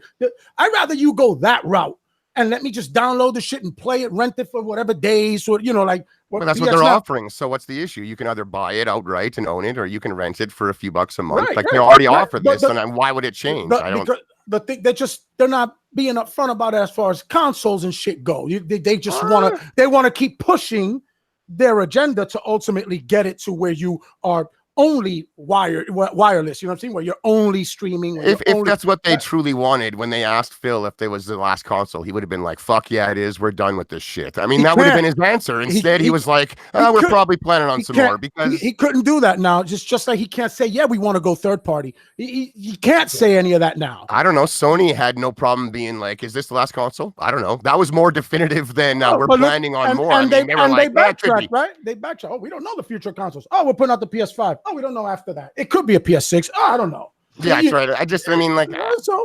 I would rather they said that they're going to stick with something that I enjoy using than leaving it pretty nebulous. Without going into, like, you guys, I get where Shady's coming from. I get where Knox come from. But I mean, what I think makes a good talk show, okay, is to be able to say these are the way trends are, and every trend things go up, right? And we've seen it. We all like to call Game Pass the Netflix of gaming. Okay, a lot of people do. Not everybody, but Netflix started at $8.99, and I think a la carte now you're at $12.99 or more. And my point being is that it's going to go up. It's got triple the content. But hear me out. Hear me out. It was more. Here's the thing, though.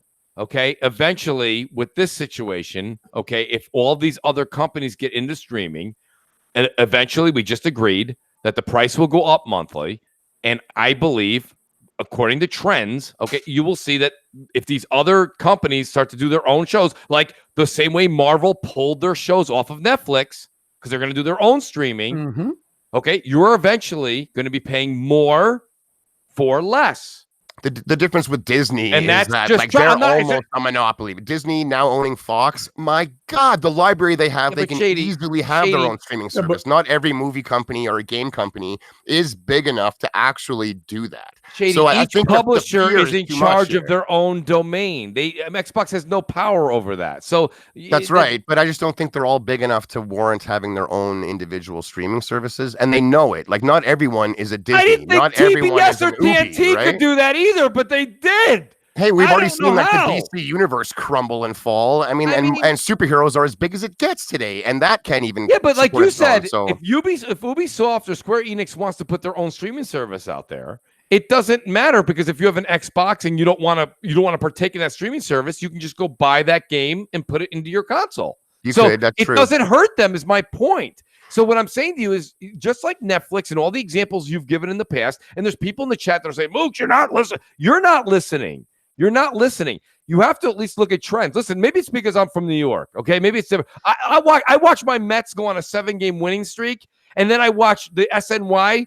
Right, I watch Sports New York, and you know what they do? Sports. But what they do after a 7-game winning streak, they talk about what could happen if our pitcher gets fucking tennis elbow. My point being is, what's gonna happen if he gets tennis elbow, Mooch? Well, what happened? Higher taxes. Listen, I got this for you. My point being is that you just can't sit here and be like, "Well, it's a good value today. Let's end the show." Like, no, of course not. It's just if they turn the temperature up too quick and start lowering the quality, then I'm out. Right. Like, as much as we're paying more for Netflix, there's honestly like 3, 4, 5 times the content now than there was when they were asking for $6. So if Game Pass is asking for, instead of 15 a month, they want 17, there better be more games. If there's less games and it costs more, there could be an issue maybe. Here's the thing, though, and we're seeing Microsoft do it, so I like your analogy. I'll ride with you there for a second, okay?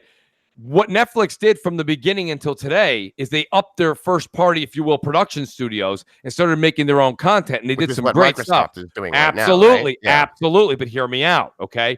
They struck gold with a few things. I know we all made jokes about it and they made some great memes, but Bird Box did well, okay? Umbrella Academy did well. That new Adam Sandler movie. Adam Sandler movie did well, yeah. right? What I'm saying to you is now it's Microsoft's under the microscope. Will these acquisitions that they made, will they do well? And I got news for you. Compulsion Games, not a really good resume. Okay. You got Obsidian, which is looking like a great company. You got Double Fine, which is making indies. Okay.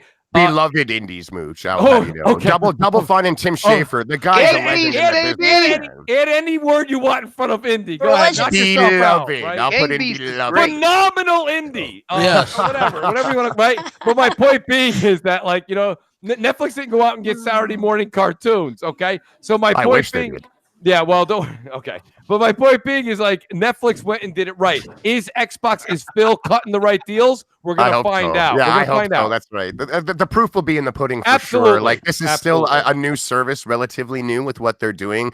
It's really shaken up the industry, putting in your first party titles day and date. That's a big move. And if it ends up being successful for them, which is what it sounds like, we know we don't get like concrete numbers from Xbox. They're banking on that, Shady. I mean, the last time we heard Phil talk about numbers in Game Pass, it was millions. And then just last week, it was now millions and millions. I mean, that's not specific. Maybe he forgot he said millions before he said and millions. Hey, I don't know. I just know that millions means more than one, right? And PlayStation maybe he meant minions. Maybe he meant minions. We have minions and minions. We have minions and minions. Hey guys, I promise doing well. I still got a drive ahead of me. I gotta wrap this up, folks. It's please hit the like button. Mooch, let's go ahead and do the outro. What do you got going on? We got a great weekend coming up. We got Crossfire 7 p.m. Eastern time on the Mooch 78 channel, and check me out on twitch.tv, the Mooch 78. Thanks, Crab. Awesome stuff, Foxy. What do you got going on? I just sent you a gift, by the way. I don't even know if you saw that. I just now saw it. I didn't even see the time. I was waiting. Yeah, I know. I was waiting for. I usually Mooch is quick with the gifts, but no. So I had to. I was like, okay, what's happening right now? But yeah, you gotta change the name of this podcast to like Game Pass or something. Anyway, and thank you to everybody in the chat for hanging out with us. You guys are awesome in this panel. Shady was, going back and forth. I don't know how he does it. Does he drink water? Let me know in the comment section down below, and check out my channel if you guys want to hear my thoughts on E3 because I wasn't here last week. Okay, hell yeah. Bye. Xbot 438. What do you got going on? No, I'm upgraded, man. Stop downgrading me. Sorry, upgrade 458. Go ahead.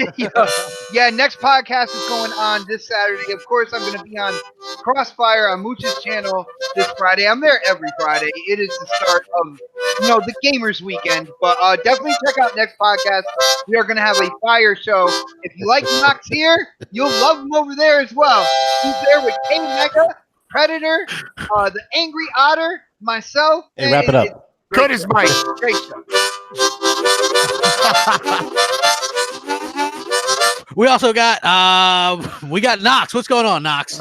Oh man, yo, you already know, kid. Yo, Shady, it was awesome, man. Everybody on the panel was freaking great.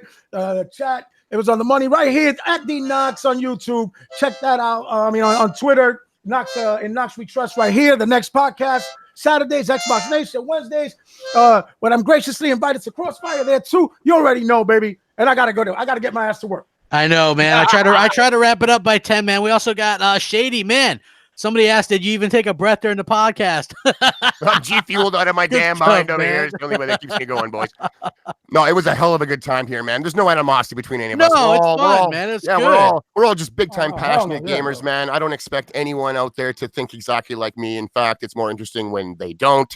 So, hey, thanks for having me back here, man. I am here every single Wednesday. I also do shows on Wednesday morning and Friday morning with Mr. Boomstick XL on his channel, so check that out. I am so shady at the Sesh Empire on Twitter. Give me a follow. It is your destiny. Take it easy, everyone. See you soon. Somebody say Destiny? Last but not least, we've got Predator. What's going on, Predator? Hey, I was here tonight. So you guys I know. I'll rack that shit up. Yo, see y'all next week. Yeah, hell yeah, dude. That's what I'm talking about. We'll catch you guys later, man. Check out everybody's podcast. Subscribe to all these people. What a great show. Like it, share it, subscribe, hit the bell, rack them up. We'll catch you guys later. Peace.